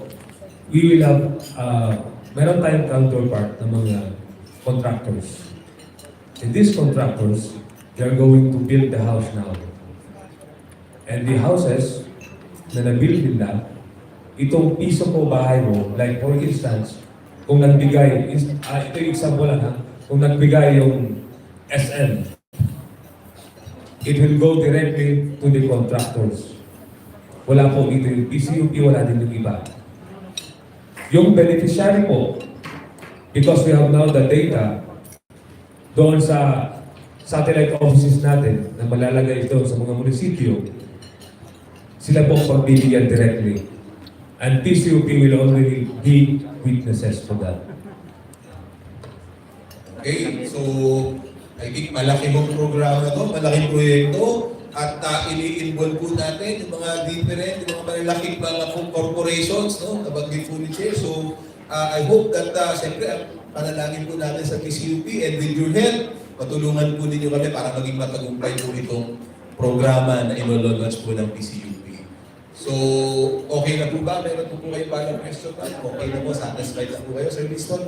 Si Sir Wally, ako pa head ng Las Piñas. Sir Wally. Magandang hapon po. Wally Espinosa po ito. Head ng Overcon ng Las Piñas. Sir, paano po natin matulungan ang EHC na mabigyan sila ng malaking pondo? Para naman po, alam naman natin yung batas kasi. Yung tinamaan ng mga court order na wala ko silang relocation at saka financial assistance para naman kung sana maisama sila sa programa ng pabahay. Yun lang po. Salamat, Sir Wally. Ready? We respond to the question. I think the question ay yung pondo ng National Housing Authority. Tama po ba? Matulungan yung National Housing Authority para sa pagpupondo para po Para naman mabigyan din po ng pondo yung mga tinamaan sa mga court order. Hindi lamang yung lagi sinasagot sa atin ng National Housing Authority ay para lang sa mga nasa danger areas. So, yung mga court orders, So ang laging kong sagot sa atin siguro ng NHA ay wala silang budget at kayo ay magbigay ng financial assistance, correct? So yun po yung kanilang katanungan. Paano daw ba makatutulungan ng PCUP para ma-facilitate, ma-enhance or ma-augment po yung kanilang pondo para po dito sa assistance sa mga court order affected families ng demolition. Thank you so much. Thank you po. Actually, yung question is, isa sa nag-surface po yan during our conference on just inhumane demolition, no? Last October 2021. Ano lang po, kasi yun nga yung nakakalimutan niya, no? Laging sa LGU. Pero remember, yung batas po, yung RA 7079, NHA, kasama po yung si NHA, LGU and NHA po ang binigyan ng mandato na mag-provide ng relocation. As to hindi available yung relocation tsaka po financial assistance. Pero yung sinasabi nga namin, kasi pag po nag-refer kami sa NHA, nakaproforma na yung letter nila na yung kanilang assistance ay para sa mga infrastructure project o yung mga danger zone. Kasi ang katwiran nga, hindi raw po kasi, just like yung nabanggitin niya Tony Iman, ang hirap kasi sa court order, hindi siya na program, hindi mo siya alam kung kailan magkakaroon ng date. So yun, naiintindihan natin, pero sa tingin ko, kasi 20 years na po yung code not 30 na, so na doon yung mandato na binigay sa NHA, hanggang ngayon hindi pa. Kami kasi on our part, ang sinasuggest namin kung talagang hindi matukoy, hindi ma-programa kasi hindi nga, ang program po yung mga demolitions, baka pwedeng a certain percentage lang nung yung budget lang ngayon para sa danger zone, sa infra, percentage would go sa mga order demolition. So yun po yung pinopropose namin. And I think siguro pag-usapan na lang po sa PCUP, kasi yung PCUP naman po through AO 69 ay nakakaupo po dun sa mga board meetings ng mga shelter agencies. So pwede po yan dali ng PCUP sa NHA through po sa pag-upo po namin sa mga board meetings. So policy recommendation po siya. I think as agreed during sa aming last conference ay pag-aaralan po ng PCUP para po makatugon, para yung NHA meron may provide para sa order demolition. Okay, thank you Sir Rodel, no? I think ang isa rin tignan po siguro natin pagdating po dun sa stand ng National Housing Authority, para din po sa input natin sa ating Commission and Bankes that I think tignan po yung statement ng batas sa Section 28. I think ang mukhang NHA po ay naiipit dun sa word na in coordination. So wala pong sinasabi na direkta na kailangan nila magpondo. At alam naman po natin that ang pondo ng pamahalaan ng mga ahensya ng gobyerno nakaatas kung ano po ang kanilang mandate. So baka kailangan pong tingnan, i-review po yung mandato ng National Housing Authority pertaining to Section 28 because naglumiligtas po sila doon sa word na in coordination. So pagtapos na po ang coordination, ibabalik na po ulit sa local government. So yun po yun. Sige Sir Winston, please. Pagdagan ko lang kasi parte yung mandato ng NHA. Actually ako nagpe-present. When it was created in 1975, ang mandato ng NHA is to be able to provide housing to the greatest number of Filipinos and to enhance its provision to every Filipino. Kung ang pondo ang problema, hindi sila. Let it be the problem of the DSUD.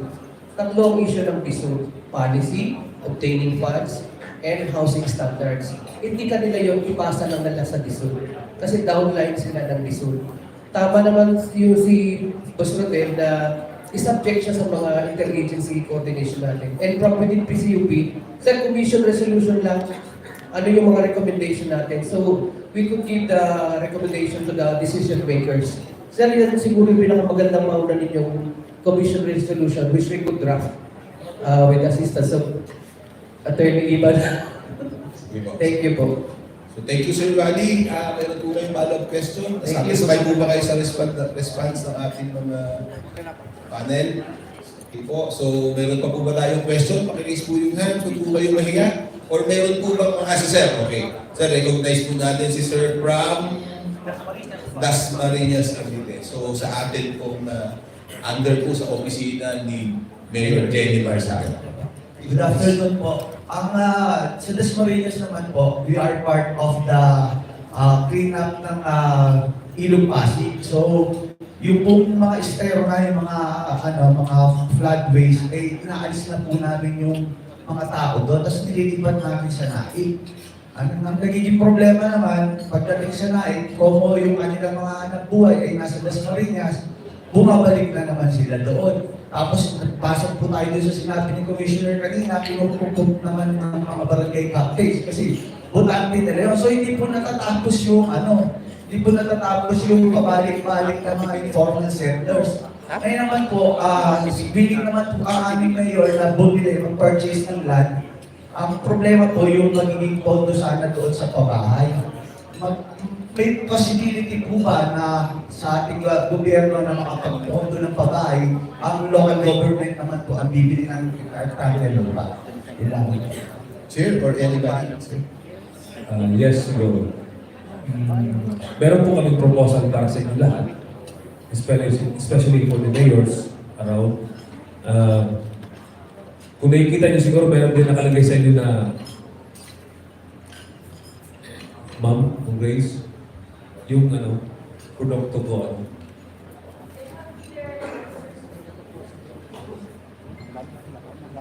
Please, imagine itong technical. Pondo ng pangarap kong proyekto, paano makakandito?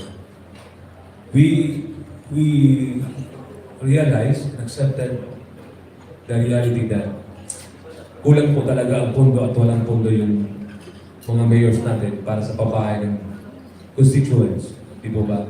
So ito ngayon,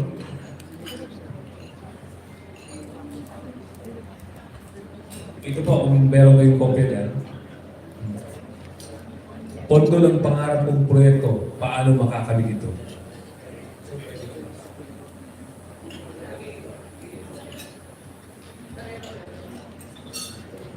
Ito po. So baka may shortcut po tayo para makita po nila. Yan po. Ito po, gagawa po kayo ng proposal, request. Kung ano pong project ang pwede nyo gawin, then i-construct nyo lang po sa opisina ng PCUP. Kami po yung pupunta sa kanila kasi siguro medyo may kalayuan kayo kung ano, pero kami po para po kahit pa paano katuwang po namin kayo sa programang ito ng mga pabahay at kailangan din po ng constituent ng every municipalities, every cities na matulungan yung kanilang mga hoyan. Kung nanaisin nyo po, before siguro the end of this October, gawa po kayo ng sulat requesting all your possible projects para sa urban poor, then bigay nyo po sa akin.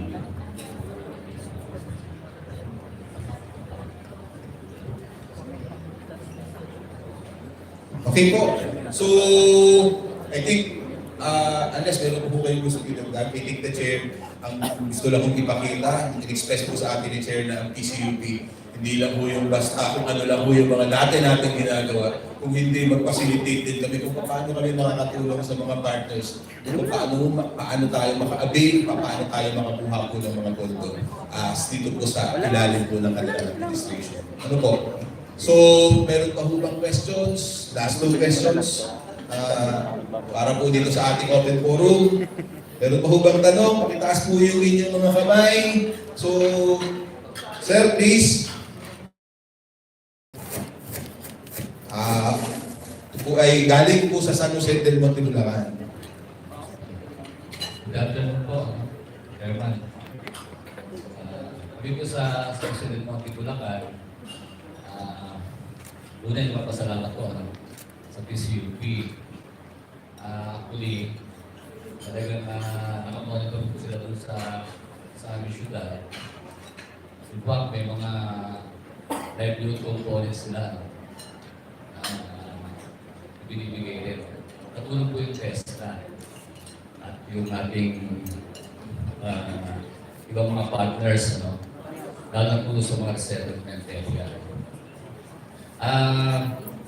Gusto ko magpasalamat sa PCUP. Pwede kong palapakan natin yung PCUP. Pero yung tanong ko po, ganito, tutuwa rin po kami dahil kasama po namin yung PCUP doon sa PDC po natin, sa mga barangays, at yung may mga court order po. Kaya wala lang nagtanong kanina. Ang parang medyo nalilito lang po ako, meron siyang court order, per se siya po illegal occupant. At ang gusto ko lang pong itanong, kung siya po illegal occupant at may violation po sa batas at pinaalis na nga po, dili-required po kami na hanapan ng relocation. At the same time, financial assistance. Doon kami minsan nahihirapan kasi wala naman kami talaga sarili ng settlement. Nakikisuyo lang po kami sa LHA. So, yun po yung kadalasan na doon sa part naman ng private owner na hindi naman siya ganoon kayaman. Kasi may case po kami na isang bahay na po na ialis Yung owner, mahirap din. Pero ilang taon na ako, naabot ng mga 5 taon, 6 na taon na. Hindi niya mapalis-alis dahil nire-report po ng korte, ng sheriff, na harapan ng paglilipatan, financial assistance. So yun lang po, kung sino po yung pwedeng sumagot ko. No? Pero ang good news din naman, ngayong araw po na ito, dahil naawa kami doon sa may-ari ng lupa, mahirap din siya, mahal din yun. Pero ang good news po ngayon, gusto namin parating sa inyo, finally, hanapan na rin na namin ng paglilipatan. Yung mga natin. Yung pag-bilog ni Mayor Arthur, kapag ikaw nagkasuman ulit, gawa pa rin ang paraan. Pero yun po medyo napapagabag sa akin, kasi naawa kami sa private owner, mahirap din naman yun. Doon tumatagal. So, yun lang po yung parang po. Salamat po, Mr. Garcia. Actually, yung po kasing pag-provide ng relocation or financial assistance, provided po siya sa Section 28 ng Republic Act 7279. So, kaya po, bago po natin makomply yung PDC, kailangan po kasi merong based sa guidance po ng requesting for assistance under UDA, ay malinaw po yung sinabi na before yung provision of assistance ay ibibigay lang kapag ka-comply po yung Section 28 ng Republic Act 779. So yun, magandang bagay naman po na, kasi may mga cases po talagang ganyan, kung mismo plaintiff na nagpapaalis, may hirap test. So, pero kung mahirap po yung pinapaalis, hindi po natin malalagtawan yung batas, talagang kailangan po hanapan po siya ng relocation o kung wala, financial assistance. Okay, may gusto idagdag si Atty. Iman. Ang LGUs naman ay hindi naman required na bigyan talaga lahat ng papaalisin. Under sa batas po, sa RA 7279, those who have been in the area before March 28, 1992, and then underprivileged and homeless, income below poverty threshold. Pero hindi naman tayo nagpapawal na hindi bigyan. Kasi alam naman natin talaga yung situation ng mahirap talaga. Kaya doon yun sila lumipat dahil wala talaga mapuntahan at gusto mabuhay dito sa city. No?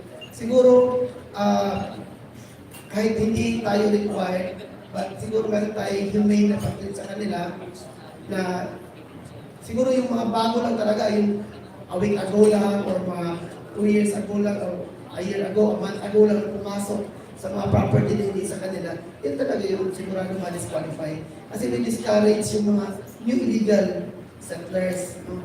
Kaya dapat sa mga LGUs, meron silang mechanism to prevent influx ng mga informal settlers. No? Especially sa barangay level, na ma-prevent na yun. Kasi pag tumagal na yan sila dyan, parang mahirapan na tayo paalisin. Lalo na yung inalaw natin since March 28, before March 28, 1992, andyan na sila. Kasi sa batas, talagang bigyan sila ng relocation or settlement. Financial assistance kung court order, but yung government infra project, hindi substitute ng financial assistance. Yung government infra, dapat talagang relocation at settlement. Yun, ganun kasi hindi lahat naman makumpel ng local government kasi meron tayong qualification. So Attorney Iman, in short, ang kailangan lang po siguro gawin ng local government unit is that magkaroon po talaga ng proper assessment kung sila po ay underprivileged na citizens. No? Sa operations po kasi sa amin, mga experiences, is that minsan din po kasi yung mga local government units, hindi po nag-assess properly because of minsan po kasi ay constituents po kasi nila, ayaw po nila na madidisqualify din. So kaya nga po nilagay sa batas na local government din ang mag-a-assess kasi sila rin po yung responsible doon sa provision ng assistance. I think may gustong idagdag po si Chair. Chair? Gusto ko lang po ipaalam sa lahat bilang katuwang namin dito sa PDC. Ito po yung nangyari. That's why we have this MGO4. Yung kalagayan po ng PCUP. Meron pong court order yung nagbigay ang court ng court order. At ang PCUP po ay mag-iisip kung is going to follow or not. If the PCUP signed before the accreditation or the transmitter report, kakasuhan po kami ng may-ari ng lupa at kakasuhan kami, magagalit sa amin yung informal settlers. Magre-reklamo sa amin. Under the mandate of the law, we are to protect the informal settlers and the homeless, the underprivileged. So that's one. If hindi po kami pumerma, na nangyayari po ng pagdating namin, madaming kaso po yung AC namin, at wala pong abogado kami nadatnan doon sa PCUP office, dami pong reklamo, dami pong kaso. Kaya po ngayon, dumami po yung abogado namin. Ano po yan? Pro bono. Kasi wala naman pong puro bono. So yun po if pumirma kami, kawawa po kami sa informal centers. Under the mandate of the law, kailangan namin protection sila. Pag hindi naman po, kaso naman ang abutin namin ng landowner sa kanang court. Pangatlo po, pag hindi naman kami gumalaw, ombudsman naman po. So in any case, yung PCUP po, nandito po kami sa harapan nyo because we want to protect the informal settlers and the homeless and the underprivileged. Thank you po. Okay, thank you, Chair. Ang po natin. So bahagi lang po namin sa PCUP, sana naiintindihan po natin, kagaya nga po ng lagi natin nasasabi, lahat naman po ng inibig or dinidemolish ay illegal or became illegal yung kanilang occupation. It so happened that under the law, pag underprivileged yung illegal occupant, kailangan po natin sundin yung Republic Act 7279, yung Section 28. Kasi illegal nga po sila, kaya po sila may court order. So, para maging malinaw sa atin. Kasi minsan po, lagi natin nagiging contention is illegal nga yung kanilang pagtira doon, kailangan silang tanggalin. Pero hindi po kasi yun ang sinasabi ng batas. Ang sinasabi po ng batas, illegal yung iyong pagtira, at po kaya ay naging illegal pagdating ng panahon, kailangan kayong tanggalin doon. Meron po tayong requirement ng batas sa pagtatanggal pagdating sa underprivileged citizens. Kaya kailangan po natin siya irespeto. Sabi nga po ng aming commissioner in charge sa Luzon, in case of doubt, kailangan po natin papaboran palagi ng mga mahihirap pagdating sa interpretation at construction po ng mga batas po natin. So kung meron pa pong magdadagdag na tanong, meron pa po ba? Last question. Si Ma'am Linya from Pateros, last question na po ito. Ma'am Linya, second round ka na? Wala ka bang dalang itlog dyan? Dalang balot? Nagdadala po ako. Regarding livelihood projects, no? Nagpapasalamat kami sa PCUP dahil maraming training na ibigay sa Pateros. Naging source of income ito ng mga participants namin. Pero may 82 associations sa Pateros, pero maraming regular na accommodate ng PCUP. And then, paano po makakatulong ang PCUP para may community source of income nila? Kasi talagang yung po ang problem namin, financial constraint. Doon sa lahat yung projects nyo, magpo-provide po ba kayo ng financial assistance para may continuity yung livelihood? Bago po sagutin ang aming panelist, palagay ko lahat tayo dito ay may financial constraints. Sino sa inyo ang walang financial constraints dito?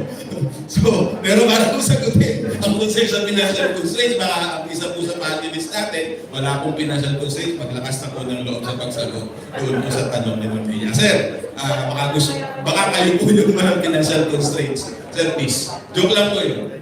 Lahat po tayo. Pero ito po,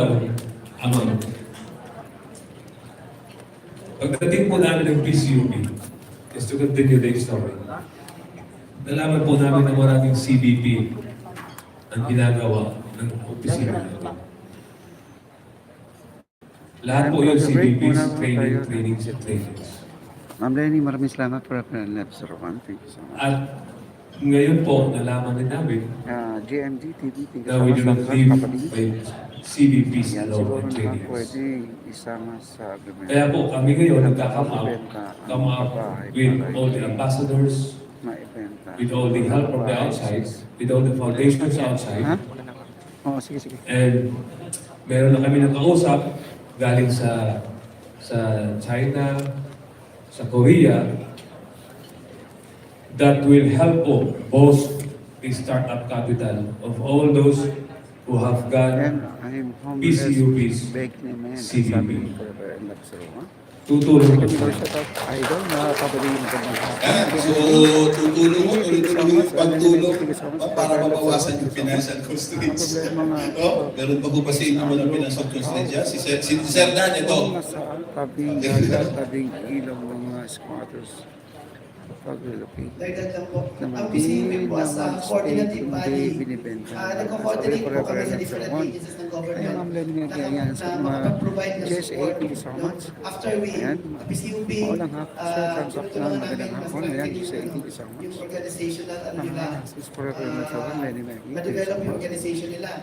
So, establish yung organization, we coordinate with test training for DTI, for donors sa mga trainings, and then i-coordinate din namin ang funding sa kanila kung ano yung training na pwede nilang maging livelihood. So, share ko lang yung sa Mindanao, pero merong Condominium, pangit ang patakaran ko. Interagency na mo agreement sa EPA, Enhance Poverty Against Hunger, Ulit ang patakaran nila. DOLE, DTI, PCUP, Marami kasing lands gravel. ano yan siya, meron kami Sa mga putong mundo, kawawa mga pasa namin yung indigenous people sa sabi ng Lenny pasa sa isang agency para merong training, marami pa pasa talagang naman kawawa. sa ibang agency para meron silang May condominium 1 and 2.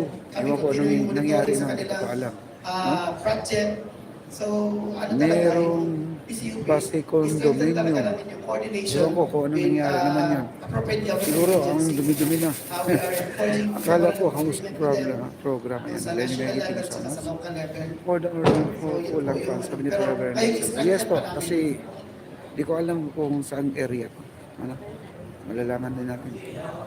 Mamaya. Yes, in addition po dun sa ating mga CBP, Presidential Commission Urban for inokument po namin muna yung Pateros for having at least 18 urban organizations na PCUP, ano po siya, Presidential Commission for the Urban Poor. Ayan po ang So, next year PCU. po, luckily, nagkaroon po tayo ng increase. Pasensya na po, ngayon na po ako nagbabasa kasi bawal po magbasa doon sa harapan ng mga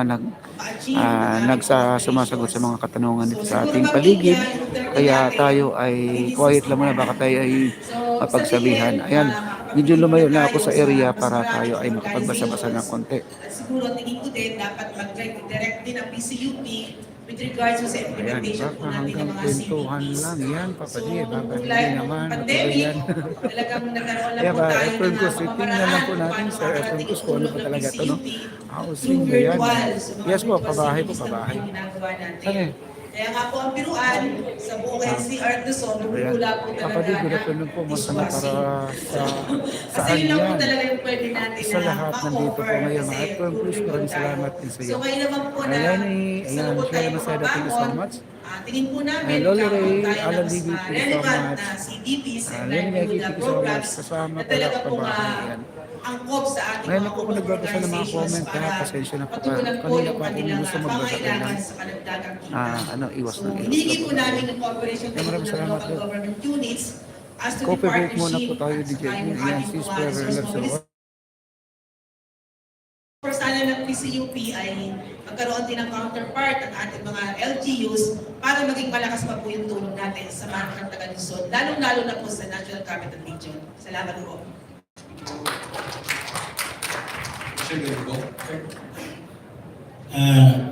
Ma'am Ninya, bisitahin niyo po ako sa opisina ko anytime. Okay. Bigyan ko lang ng example. Before I was stopped by the President to sit as commissioner here, marami akong nagawang network. Yes po, Efren Cruz. Ay, Bilang isa rin yan, kasama yan. 32 taon po akong reporter ng Philippine Star at may sarili akong programa sa radyo. So yan pong mga kaibigan ko na naging network ko, sila po yung hininihan ko ngayon ng tulong. Bigyan ko ngayon isang example, at ito ay buhay, nandiyan po si Dennis. Bumaba ako sa Sauyo, meron doon, barangay Sauyo sa Quezon City. Mabasa ba yun, Dennis? Nagkakaisang mamamayan ng binigyan sila several years ago ng dole ng mga makina. Ito yung sabi. Ngayon, ang problema, hindi sila makapag-cooperate ng maayos kasi kulang pa sila ng mga makina at kulang pa ng other implements. Bumaba po ako ron, mga 3 linggo, 4 na linggo na nakakaraan. Pinangakuha ko po sila ng makina. Hindi po sa akin manggagaling yan. Sa November 3 po ay kausap ko ang PCSO at I think November 6 kausap ko po si Senator Risa Ontiveros. Pinangakuan po ako ng staff ni Senator Risa Ontiveros na bibigyan ako ng livelihood program para sa NCR. Kung ano man yung livelihood program na yun, gusto ko kayong makausap at gusto ko magtanong doon sa inyo. So anytime you can visit na in my office, maikli lang ang buhay. Baka hindi pa ako magtagal dyan sa PCUP, baka next year, wala tayo dyan. But I want to leave a legacy. No? Gusto ko makatulong talaga kasi ako po ay, madalas ko ito sinasabi sa mga forum. Dati po akong taong grasa na nakapag-aral lang at natutong magbarong. Otherwise, I would have been there on the street na nangangalakan. So because of that, the poverty that I have encountered when I was young, yung pong gusto kong ibalik sa society. Bigyan niyo po ako pagkakataon ng tulungan kayo. Mangangatok po ako at mamamalimos ako sa mga kakilala ko para maibigay din sa inyo. Salamat po. Okay, salamat po. Chairman po.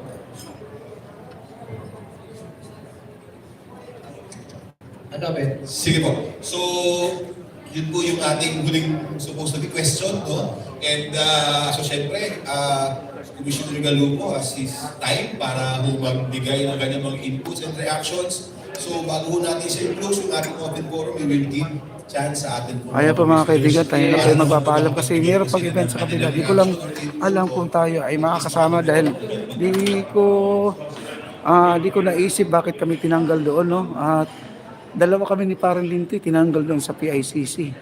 At sige, titingnan po natin, pupunta po natin ngayon na. Yan. Maraming salamat na ni-reward niya ng that time ni Marcos sa pagkabigay ng title. Wala pang 2 months binibenta na nila ang kilala.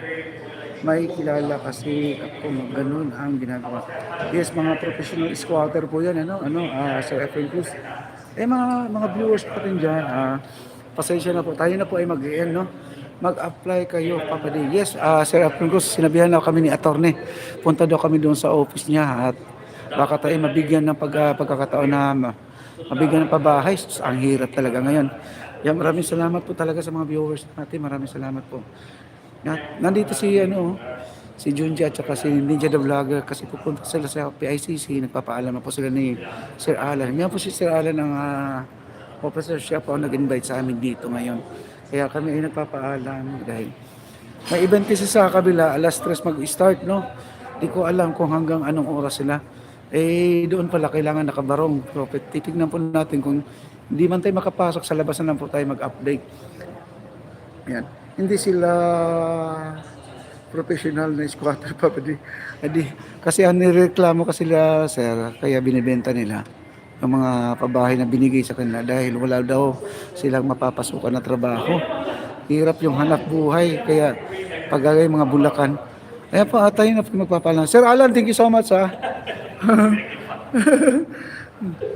Ayan po, Sir April Cruz, tuloy po ang ating live doon sa PICC. Pupunta po tayo. Kahit hindi tayo makapasok sa loob ng PICC, sa labas lang po tayo mag-update sa may pinto at lahat ng mga VIP makikita po natin doon. Yun na lang po ang gagawin natin. Sa labas lang po tayo mag-update. Ayan, punta na po tayo. Spidey, pupunta kayo doon sa PICC? Punta tayo, sige. Kahit sa labas lang tayo. Labas yung makikita yun. Hindi, yung mga VIP na dadaan. Pwede. Oh, mas lamang tayo doon kasi mas maganda pala sa labas tayo di ba? Papasok. Oo. Ayan po mga kaibigan, pupunta po tayo ng ayan, si Spidey nandito. Ayan, Sir April Cruz, ayan. Sir April Cruz, ayan si Spidey. Ayan ang cute. April Cruz. Ayan, si Ma'am Lenny Miyagi nandito. Ay, maraming salamat po at tayo na po magpapaalam na po. Thank you mga informal settlers pala yan. Totoo yan, ayun mga kaibigan. Okay, maraming salamat po. Tayo na po yung magpapalam. Ayun, nakaribon pa tayo 216. Ayun, 216. Ay, sasabay, i-drop mo ako. Sige. Saan? Sasabay ka na sa kotse? Uwi na rin siya. Ha? Nagpanpalam na ako nag-book ng angkas. Huwag ka na mag-book ng angkas. Ano? Dito ka Mag-apply kayo ngayon para Kasi ma-experience ito, balak niya, sa labas lang siya. si Spidey. Ayan. Doon siya sa labas maglalagay. Hindi mo siya kasali sa lista. Sa labas lang tayo. Pwede na. Ang dami ko na doon, walang mga barong. Panoorin yung mga live nila. Walang mga barong Pero ano sila? Subukan natin, try lang natin. Nakapulo. Ang problema doon, saan ko ipapark yung may bayad din naman doon. Hindi, yung sa Harbor Square. Harbor Square. Oh, may bayad doon. Harbor Square. Doon na naman, may bayad doon, 50-20 na naman. Drop ko naman si... Di ka na sa PICC? Kaya nga wala rin pangalan kasi. Saan ka? Huwag na. Ba't may bayad? May bayad. Yung Alam ko 1,000 1,000. Tapos, Pero libre yung vlogger. pag vlogger ka, Kaya ako yung Mendoza lagi Yan ako, Mendoza. Sinalo lang sa akin ni Ray yan, hindi nakaraan. Sinabihan ako din ni Ray. Sige.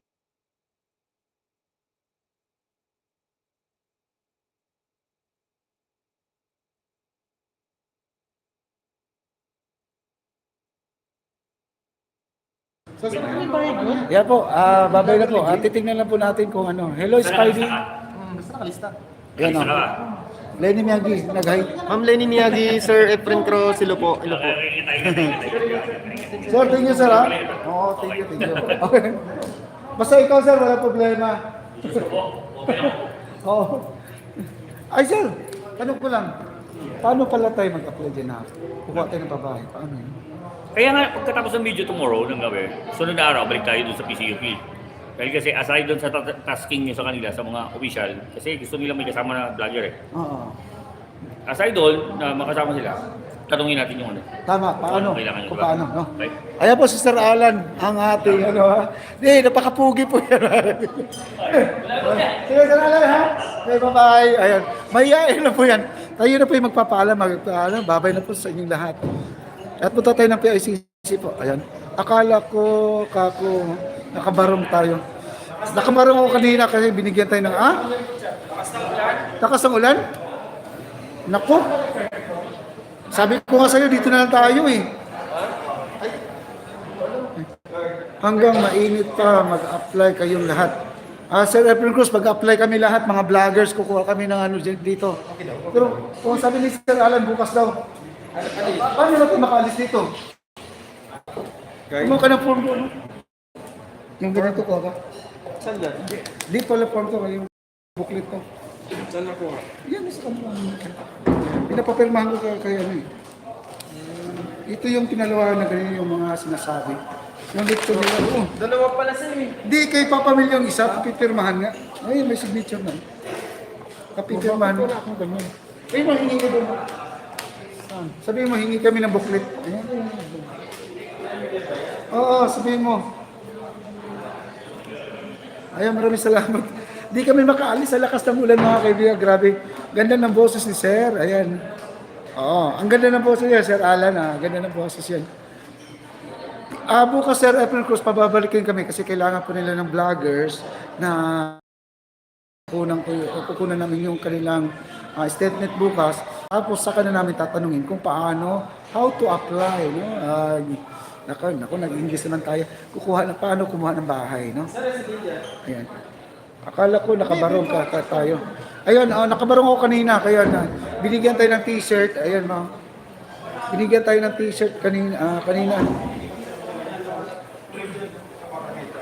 Ayan, tayo na ba yung magpapaalam na? No? Kasi pupunta tayo ng PICC kahit na titignan lang kung sa PICC pa tayo pupunta. Ewan ko. Kasi lakas ng ulan mga kaibigan. Kasi ang aking boses wala na. Kasi uminom ako ng malamig na tubig kahapon. Ma'am Lady, ayan. Maraming salamat. Pagpapaalam na po ako sa inyo na. Lenny Maggie, Efren Cruz Ice Channel. Thank you po sa inyo. Forever Love Sir, thank you so much. GMD, thank you so much. Ayan, GMD. Jesse Boy, maraming salamat pare. Forever Love Sir, thank you so much. Ayan, mga Amazon at mga Adonis ko nandito. Thank you so much po sa inyo. Efren Cruz, ayan, solid na Adonis po yan mga kaibigan. Subukan natin mag-live sa linggo mga kaibigan yung ating... Dami na? Kahit sa labas ka lang mo. Sa labas lang yan eh. Hindi naman pala lahat nakabarong. Hindi naman may tsura. Hindi nga eh.